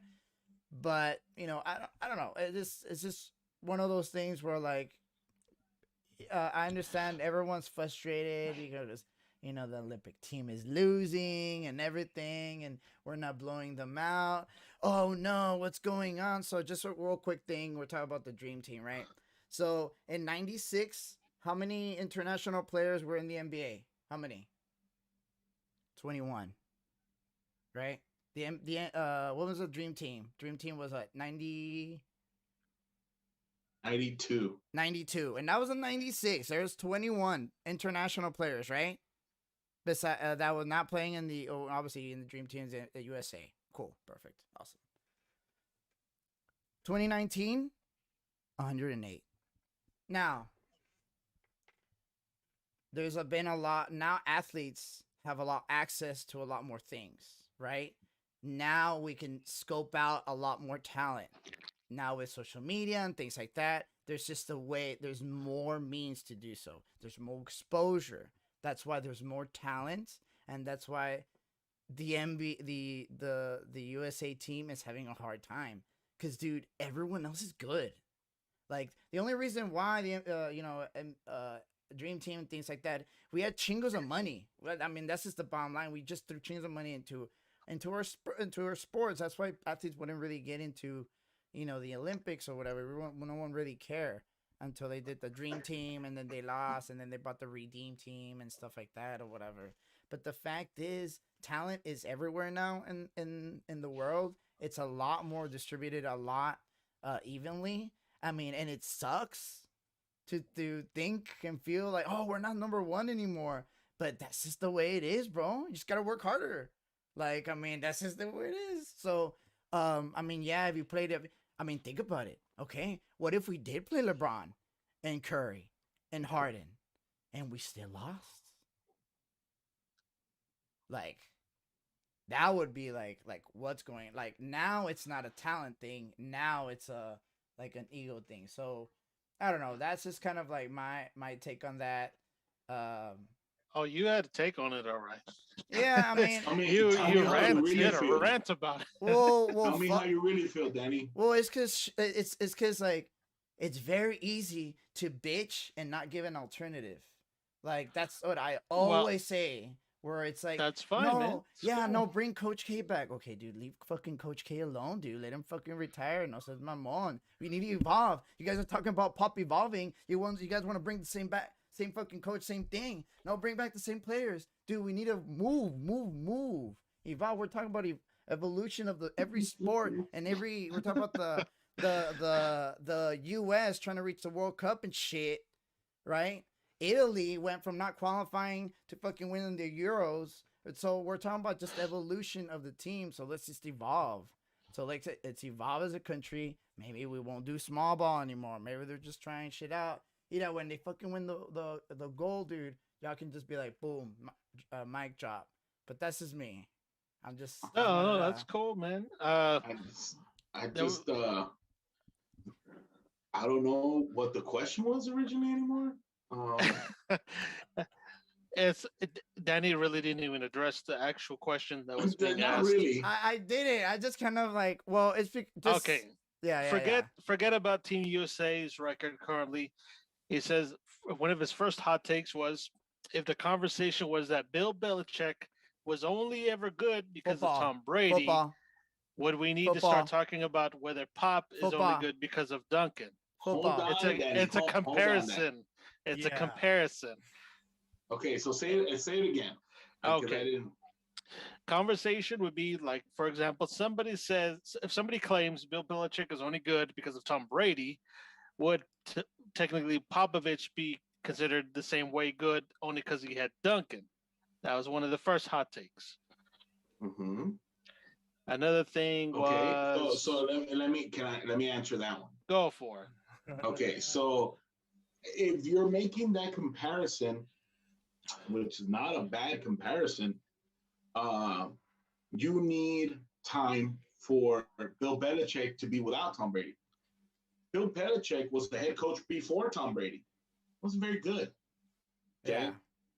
Yeah. So you can say, the teams weren't very good, but when he went to the Patriots, the team wasn't very good. Yeah, they had Drew Bledsoe. They were a contending team. They weren't a good team. They weren't a Super Bowl winning team, right? Now, some can say maybe the year that Brady came in, they were a Super Bowl contending team, sure, because of that defense. But going forward, we don't know what Belichick is without Tom Brady. We had 1 year without Tom Brady. They weren't very good. But I think what doesn't help Bill Belichick is the quarterback he has. He has a quarterback that's a special kind of quarterback. It's not a drop back passer like Tom Brady. You have a runner, a guy that can make stuff happen. And so once he's gone, right? Once Cam Newton's gone, because he's going to be gone after this year, unless they win the Super Bowl, which I still even think that he's probably gone. Once they bring in Mac Jones or whoever else might be next year, and you have more of a traditional Tom Brady-esque kind of quarterback drop back passer that's going to read the defense, that's when we can start judging Bill Belichick. We cannot judge Bill Belichick. Now, some can say, well, look, Tom Brady won the Super Bowl already. But yeah, but Tom Brady's on a super team. Like, realistically, that team is a super team. Jason Pierre-Paul, all-pro. Ndamukong Suh, all-pro. Levante David, all-pro. Devin White now, all-pro. Antoine Winfield, all-pro. Like, you have all-pros up and down. I haven't even gone to the offense. Mike Evans, Chris Godwin, Antonio Bryant, Leonard Fournette, Tom Brady, Gronk. Like, you have all pros all over the place. There's probably not another team that has that many other than, like, I guess the Chiefs or the Chiefs, the Packers, or not even the Packers, probably the Bills or maybe even the Rams because of all the guys on defense and all that. But you're talking about the best of the best teams. So that's not really a fair comparison either, you know? We need to see more years with Bill Belichick to say, oh, Bill Belichick was only good because of Tom Brady, before we can say that. You know, we need more years with a quarterback that's like Tom Brady to see if he really was only good because of Tom Brady, or if it was Bill Belichick that made Tom Brady. Now, going forward, comparing that to Greg Popovich drafted Tim Duncan number 1. He molded Tim Duncan to what he wanted. The style of play was to benefit David Robinson and Tim Duncan. So and then something I said earlier, they never had a flashy style of play. They didn't do the triangle offense. They didn't do the shooting threes and the free fire offense and all that, because they didn't have to. They played to their strengths. He made the offense to benefit Tim Duncan. Now he's gone. Since then, what have they done? Well, not much, right? But now you're saying that, oh, well, they have, they've had all-star players. Well, yeah, LaMarcus Aldridge was an all-star with Portland. What did he do there? He comes to the Spurs, but you don't have a team like how Popovich had before. Yes, Ginobili, drafted by Popovich. Parker, drafted by Popovich. Sean Elliott, drafted by Popovich. David Robinson. Sean Elliott wasn't drafted by Popovich, but Sean Elliott flourished under Popovich. And no, he got drafted. Yeah, but not by Popovich. He was drafted before. Oh, that's right. Before Popovich. But even guys like Danny Green and Avery Johnson, and a lot of the guys that were role players on the Spurs championship teams and on those years, they go on to another team and they get big contracts. And what happens? They flop over there because they're thinking they're getting a guy like Thiago Splitter, like what's his name? I had him right now. Forbes. He got a big contract. Let's say Jonathan Simmons. Simmons got a big contract with Orlando. Yeah, and hold on, I had it here. Well, I know also Anderson. Oh, Kyle Anderson, slow-mo. Yeah, he got a big contract. He got like 50. And that's that he didn't even have a great career. In San Antonio. Got a big contract to go to Memphis. Like, I mean, he's doing good in Memphis. He's a leader there.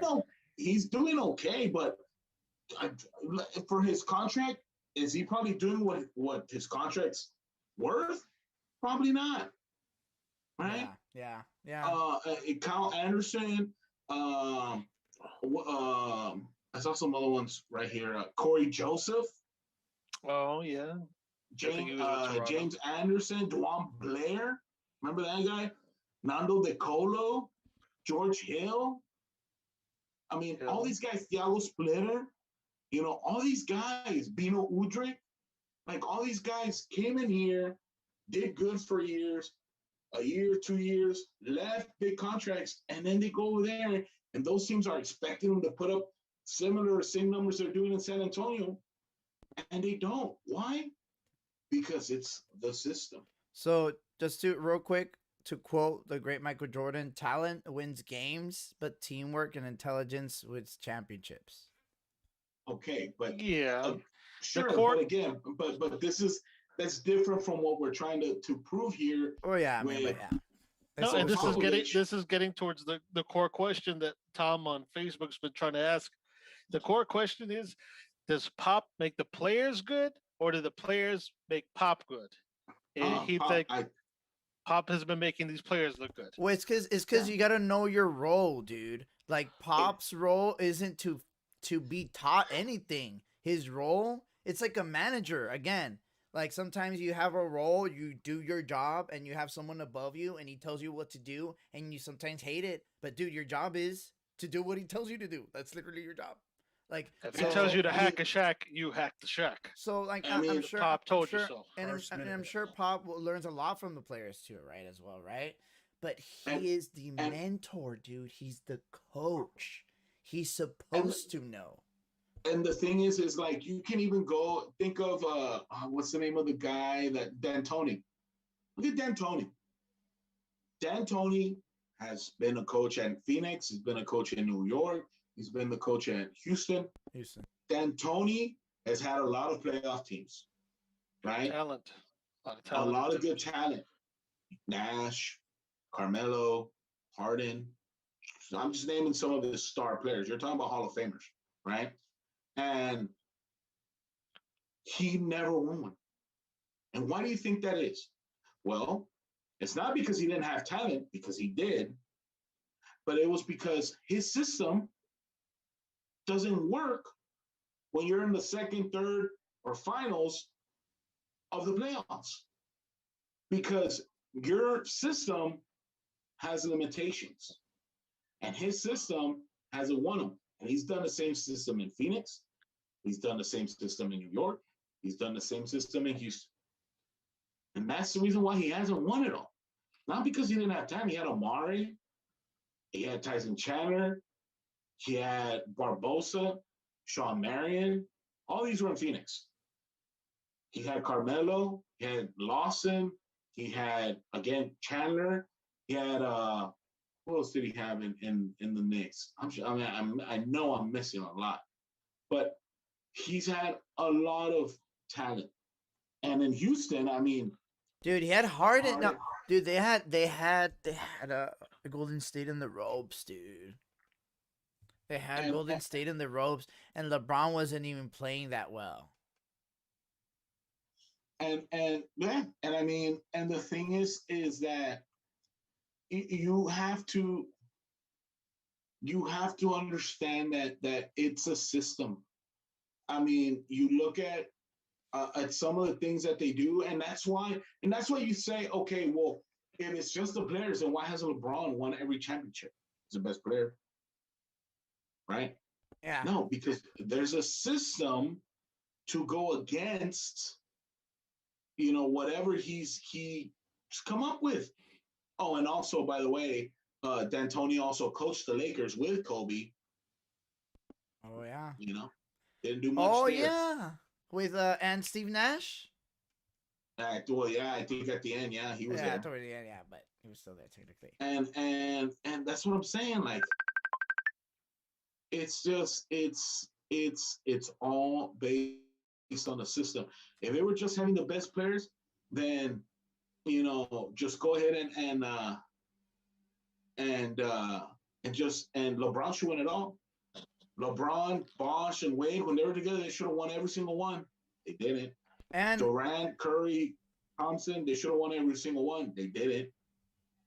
And it also has to do a lot with, it has to do a lot with the players, with the talent, with the coach, but also it has a lot to do with the team, with the organization.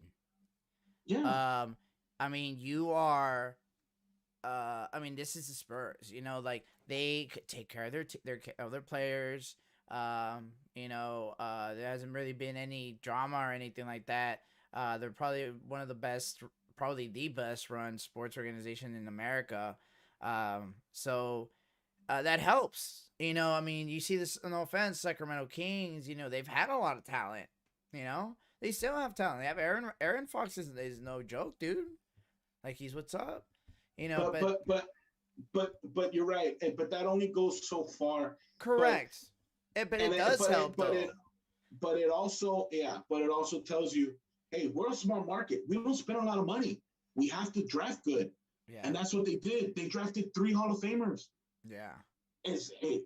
You don't know if Manu Ginobili and Tony Parker were going to be Hall of Famers. And you don't know if Tim Duncan was going to be a bust. Correct. At 19, dude, Tony Parker started playing at 19. Like, they literally, I think he didn't play for his first year. I think he played 7 games his first year.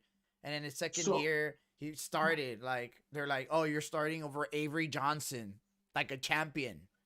Like, yeah. Dang. And so you cannot say that, the players made him. No, you're talking about 2 guys that came in from Argentina and France.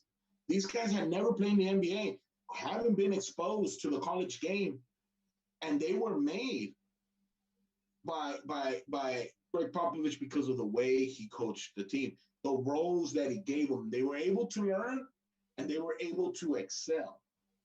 And that's the same thing with Tim Duncan. Look at all the draft. If that's the case, then all the drafted players, they should all be good. They're all talented. Yeah. They should all make the team. And, because they're a number 1 pick, they should be the star of the team. How many busts do we have? Michael Jordan wasn't drafted number 1. No, he wasn't.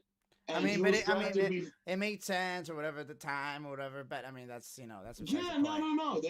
There's a reason why he wasn't drafted, because the team they didn't need a shooting guard. Yeah. Yeah, they didn't need him. So the number 1 team took Hakeem Olajuwon, Hall of Famer. You're not going to get mad at that. And then the Trailblazers, they took Sam Bowie. And Sam Bowie at the time, and remember, this is a different kind of NBA. They needed a center. The best center was gone. They needed Sam Bowie. They take Sam Bowie instead of Michael Jordan. Oh, whatever. You can always go back and say, oh, in hindsight, that was a horrible pick. Yeah, I was going to say, hindsight is always 20/20, so it's whatever. But you can always do that with everybody. How do we know that Sam Bowie could have been the best player ever and Michael Jordan would have been a scrub? We don't know that. And it all depends on the system. And don't get me wrong, Michael Jordan in his first, and we saw it in The Last Dance, his first, 5-6 years with the Bulls, they couldn't get out of the first round because there was nobody around him. He was the best player. They were trying to play in the system, and they couldn't do it. The system didn't work, and based on talent alone, he couldn't win the game. Yeah. He couldn't make it past the playoffs. So that tells you right there that that's not how that works. He was putting up 30, 40, on people, and still losing. So it's not about players. Some players will. Some players, Michael Jordan, but I'm telling you right now, Michael Jordan couldn't have won 6 championships without Scottie Pippen, without Dennis Rodman, without Steve Kerr. Preach. So Tony Kukoc. And Tony Kukoc, Luke Longley, and that's all of them in a system that was made, with those kinds of players in mind. You need the way Phil Jackson, I don't know how the triangle works, but he saw, we need these people here. We can run this offense and it'll work.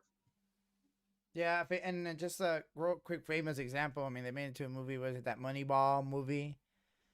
That's like kind of a little bit different, right? Because it's more team management and stuff like that. It's more analytics, but in a way. But, it's like we're, It makes sense because in baseball especially, the most talented team doesn't always win.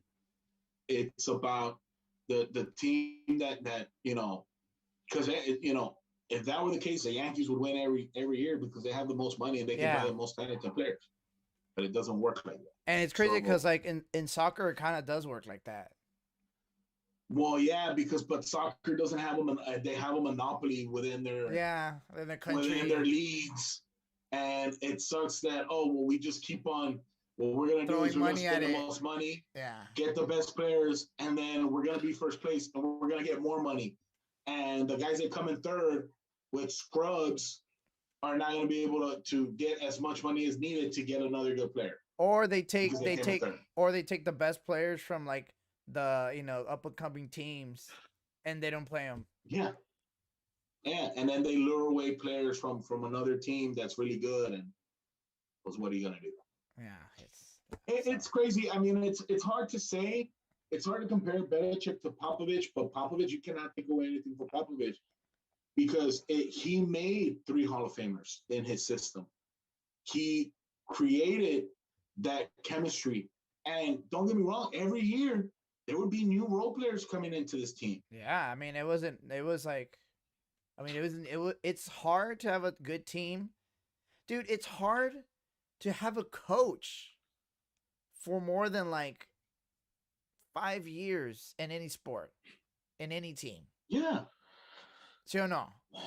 Yeah, no, you're right. It was on the line. Yeah, so it's like where, it's just hard to get a coach. I mean, it just is. And you can get a quarterback. I mean, and you can draft players and stuff like that, but getting a coach, and they're talking about like how Becky, like, oh, she didn't have enough skills or whatever. They in Portland, no hombre, because in Portland they have chingos of skills. That's why they always fucking win. No mames. Yeah, I mean, but that's besides the point. But I'm saying, like, and just a simple thing. The 2003 Spurs, when they won the championship, yes, you had your Bruce Bowens, your Tim Duncans, your Manu Ginobili's, your Tony Parkers, your David Robinson. But let me read you some other names. And then I'm going to read you, these were some of the role players, right, on this team. Speedy Claxton, Danny Ferry, Steven Jackson, Steve Kerr, Malik Rose, Steve Smith, Kevin Willis. Okay? All right? Yeah. Go to the 2005 championship, right, when they won it 2 years later, right? The only one, and I'm thinking, nope, none of those guys that I just read to you that were role players were there in 2005. In 2005, we had Devin Brown, we had Robert Ory, we had Sean Marks, Tony Massenberg, Nazir Muhammad, right? Glenn Robinson, old-ass Glenn Robinson. Oh, wow. Udrich. These were the role players on this team. Obviously, I'm not naming the Hall of Famers and the starters, right? Yeah. So, okay, 2007. Let's see how many were the same. Okay. Now we have Matt Bonner, right? Matt Bonner's on the team now. Now we have Michael Finley, Robert Ory, same Robert Ory, that's one. Yeah. Bino Udrich, that's 2. Yeah. But now we have Fabricio Alberto. Wow. There you go. I was waiting for that guy. Jock Vaughn. I remember him. He got a contract to Orlando. And James White. 2007 championship. Right? So only 2 guys. Right? And go all the way to 2014. Right? Still have the same 3 Hall of Famers. Right? But now we have Aaron Baines, Marco Bellinelli, still have Bonner, right? Boris Diaw, Danny Green. Danny Green was a starter. Corey Joseph, Patty Mills, Thiago Splitter. Yeah, they're not, I mean, individually may not be the best players. They're all role players. A lot of these guys got contracts to go somewhere else. Yeah. And they did not perform. And this doesn't count all the guys in between where the Spurs were really good too. Yeah, you're like the year before. I mean, the year before, dude, 2013. It wasn't the same team either. No. And that's the thing. Like, you can look at 2011, right? You can look at the 2011 Spurs. You can look at the 2009 Spurs. They're all different. Some of the same guys are still there. Matt Bonner's still there. Michael Beninelli's still there. Some of those guys. But for the most part, they're all different. It's crazy. It's crazy. You know, you have the core. That's what you need to win. And if that were that easy, why doesn't everybody do it? Why doesn't everybody do it? They can't. And also just another just kind of another Q&A question was the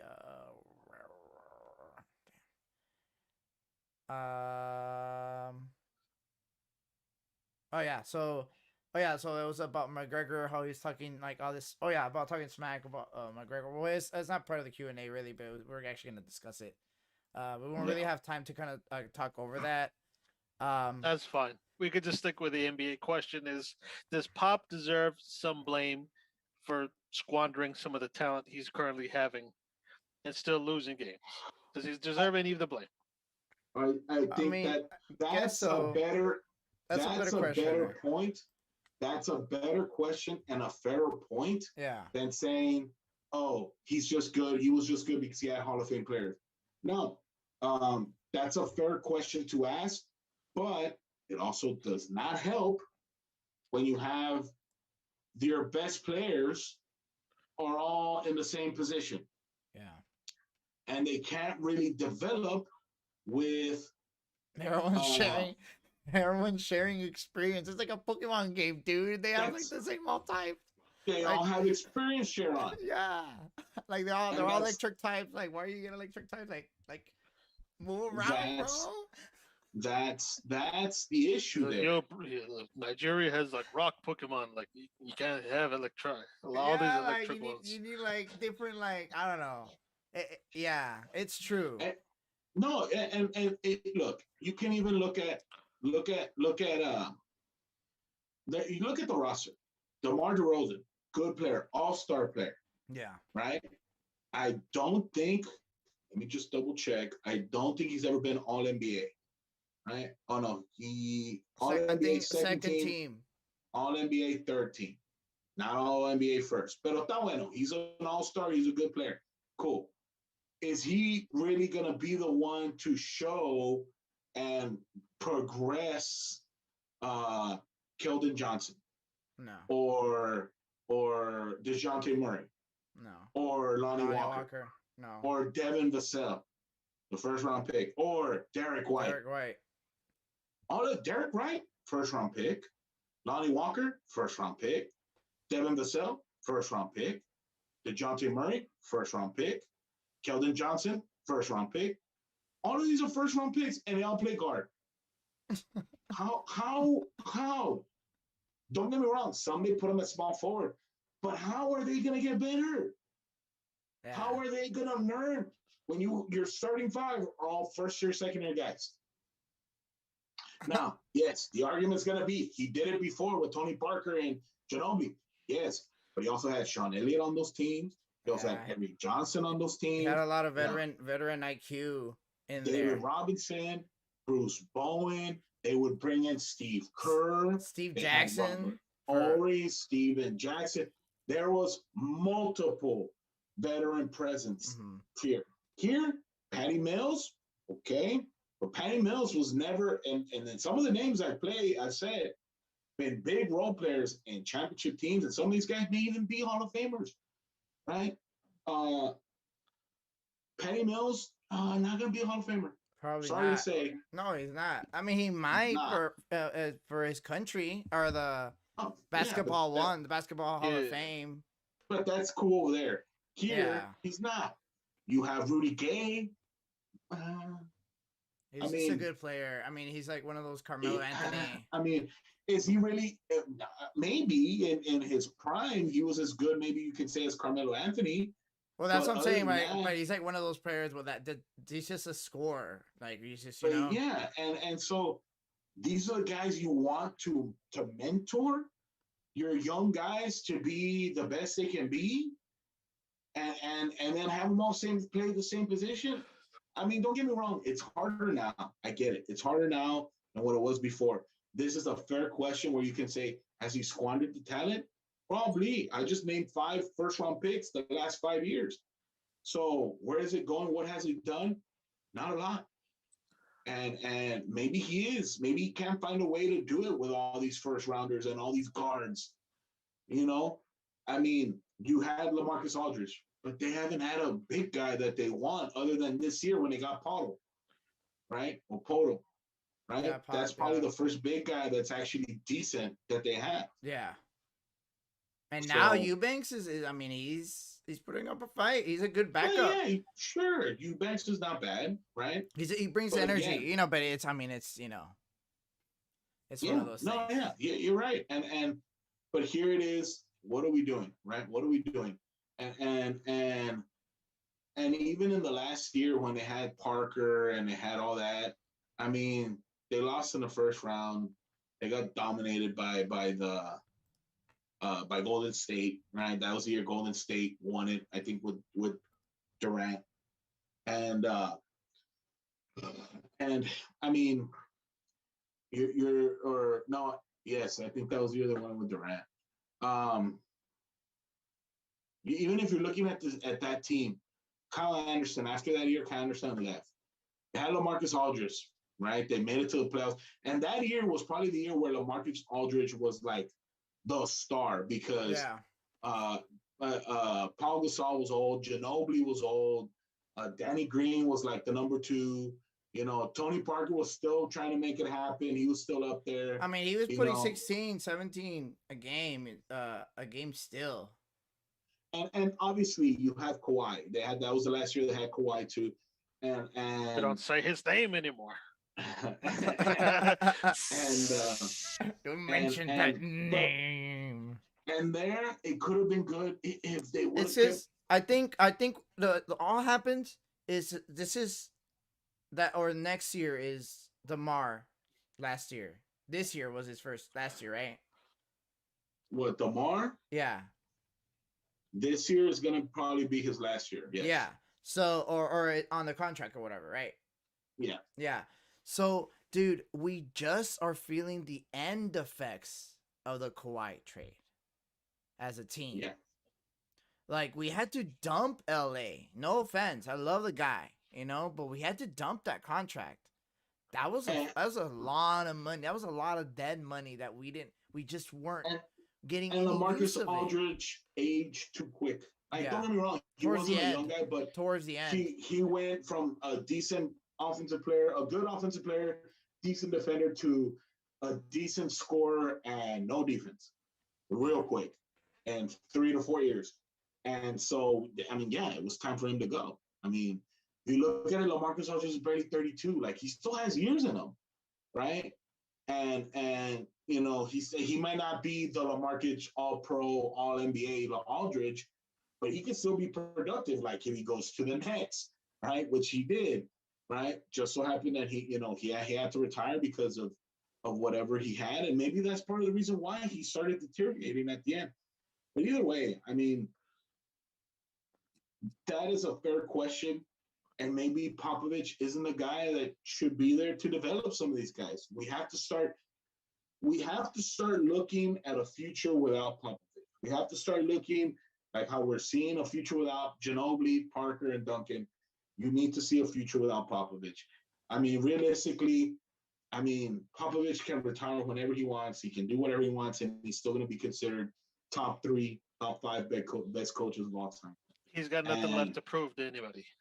He doesn't need to prove anything to anybody. You know, he's done whatever he's needed to do. And so now it's like, okay, well, what are we what's you know, what is he waiting for? What is he doing? Maybe he is trying to get these guys, but maybe he's gonna get to a point where he's gonna say, you know what, I'm done. Like, I can't do it. You know, I'm not gonna be able to figure it out, and it's time for me to move on. Yeah, or like kind of do that whole where like just your role back into you know, like maybe like a GM type of role instead of, because coaching is hard, dude. Like it's stressful and stuff. And I think if he retires, yeah. Like, yeah, there's no. No, I don't think so. So like just a quick thing just before we start wrapping up because it's getting late. It is getting late. Duncan actually had an interview a while back, maybe like, you know, right before COVID hit, on why he actually came back, as a coach or whatever. So what happened was, he obviously retired the day before, and Pop's uh, wife passed away. A lot of things were happening in Pop's life, and he actually said that the only reason why he stayed with, because he's like, honestly, I'm there all the time, but that's the player, that's different, right? But he's like, the reason why I became coach or whatever for that year, for that 1 year, was because I felt like I couldn't leave Pop by himself. They've been together for so long. He's actually going through like tough life stuff, and no one really understands him. It's Duncan. It's literally not just his player, but obviously his friend or whatever. And that's why people are like, oh, why didn't he stay or whatever? He's like, I never wanted to stay as a coach. I never really want to do it. But the only reason why I stayed is just because not necessarily he didn't say it like that, but not necessarily loyalty to like the team, but to like Pop. In this case, I feel like Pop has a kind of same type of mentality, not with the Spurs, but just kind of like to like the culture type of thing, where like he kind of knows his place in the culture. Where I don't think he would. I think he would leave, or like he's not in the spotlight at all. But I think he'd be like in the background like a lot, where he's just kind of there. I honestly, I don't. And they did, and they are under management as well. The Spurs. Hey, what? They are under new management. Like who? So like there was actually 14 owners of the Spurs. No, sorry, 15. 15 owners. Including Peter Holt and a couple minority owners, multimillionaires in San Antonio. But 7 of them liquidated. And then Michael Dell, that guy from Dell, and his investment group bought like 45% interest, so they have like the controlling interest for the Spurs. So they got afraid. People are like, oh, they're gonna move him to Austin. I'm like, dude, Austin doesn't have any fucking space. Like we're fine here. Maybe in the future. I mean, I don't know, but I think it'll be fine. But that's just new. And now the family that's actually controlling the Holt family is actually not Peter Holt, the dad, but it's actually going to be Peter J. Holt, the son, along with the daughter or his sister or whatever. Yeah, I think it's going to be the daughter that's going to be the one. The son. She's going to be the GM, the actual day-to-day, the one that runs it, but I think it's going to be under his name. Like that, he actually. She's the chairman and CEO. Yeah. But that's like, that just means you control the company, but he like actually owns, because he split I don't know. I was reading, they were saying on the radio what the percentage was or whatever. He owns more technically, but she runs the business. It's just weird. That's just the way they're doing it now. But yeah, just so you guys know, I mean, it's something new.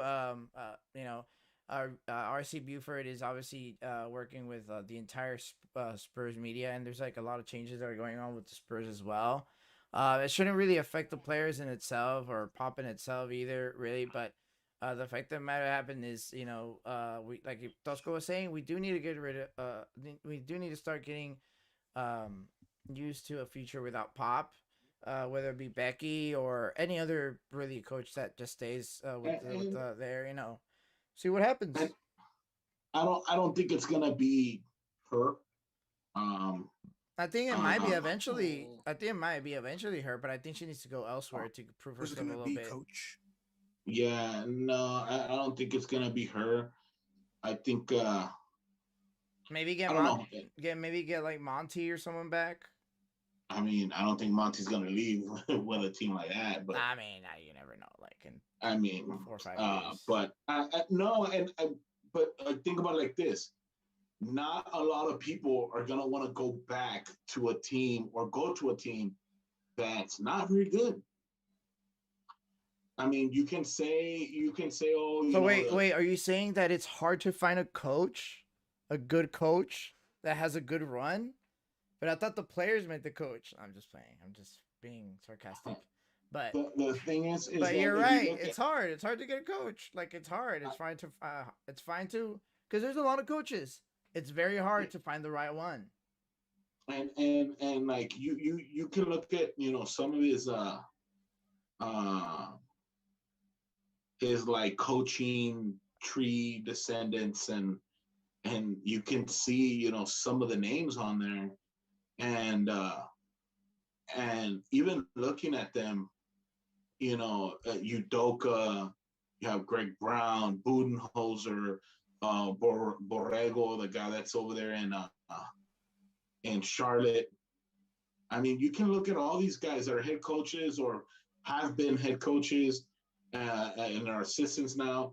I mean, who's going to want to leave their situation to go to a Spurs team that's not very good? You know, a team that needs a lot of help, you know, and maybe leave a better situation. So, I mean, that's something you got to think about, you know, and just because it's like, oh, you know, the coaching tree, you know, whatever, they're going to come back. No, not necessarily. Yeah, I mean, yeah, true that. I mean, and like I said, we never know we really don't know what's going to happen, but I just hope, you know, that Pop does kind of leave in good, leave the team in good hands. We don't really know what that is. Just so you guys know, the situation specifically with Pop's contract, it's been there for like years now, for like 10, 15 years or something like that, where every year is an opt-out year. So he actually chooses to, it's like a 1-year renewal, essentially. Yeah. Yeah, he's been doing it for like a while. No. I'm looking at the guys that he has in his coaching tree, like guys that he's like had been on his. See, and Belichick, you can compare him with that as well. Yeah, but all his assistants suck. Oh yeah. Yeah, all his assistants. Wait. I think Brian Flores. I was like, Brian Flores is the only one I was gonna say. That's I mean, doing okay. He's not necessarily good, but all the other ones that have the other ones, yeah, that sucked. Both sucked. So Josh Daniels is still there? Huh? Josh Daniels still there? Yeah, McDaniels is still there, but he sucked when he was in Denver. I mean, I'm looking at some of these names: Steve Kerr, Doc Rivers, Monte Williams, Mike Budenholzer, Quinn Snyder. You know, these are all guys that are on playoff contending teams. Brett Brown, he was the former coach of the 76ers. Mike Brown, Jock Vaughn, Borrego, he's a head coach right now with the Hornets. I mean, Avery Johnson is a coach in college. Johnson. He was Vinny Del Negro. también. There's a lot. So Udoka is now a head coach with the Celtics. We don't know. We'll see. You know, we'll see how that goes. All right, guys. Well, it's already getting too late. We're about to hit midnight almost. God damn, it's past our midnight. Or was it on the East Coast? Yeah, we're like East Coast. We're like doing East Coast shows now. Just playing, guys. All right, guys. We're just gonna go and start wrapping it up. Just want to give a quick shout out again, just to Thomas, you know, and just all of our chat. You know, thank you for just your hot takes, your comments, things like that. As you sorry we couldn't answer all your questions. Yeah, maybe in the future we'll have fans as a guest analyst. There we go. Oh my god, so get some fire on there. So next week we're gonna go and talk a little bit Olympics, so check us out, guys. But other than that, that is it for this week's episode. Hope you guys can chill with us next time. Alright, guys, so just make sure you guys follow us on Facebook, Twitter, Instagram, YouTube, and check us live on Twitch and YouTube Live. Thank you to all of our sponsors. Music and graphics provided by Studio 13th Day. This is Danny BMD saying later, signing off. Taking home, Mark. Thank you, Dan. 2021 has been a real cruel summer. Coach Popovich has been telling off reporters to shut up. And Tampa Bay Lightning nearly broke up the Stanley Cup. So remember, sports are great, but mean nothing without y'all, the fans. This is episode number 47. Till next time, folks, be cool, stay safe, and keep on listening to the Mezzo Forte Sportz. Almost at midnight.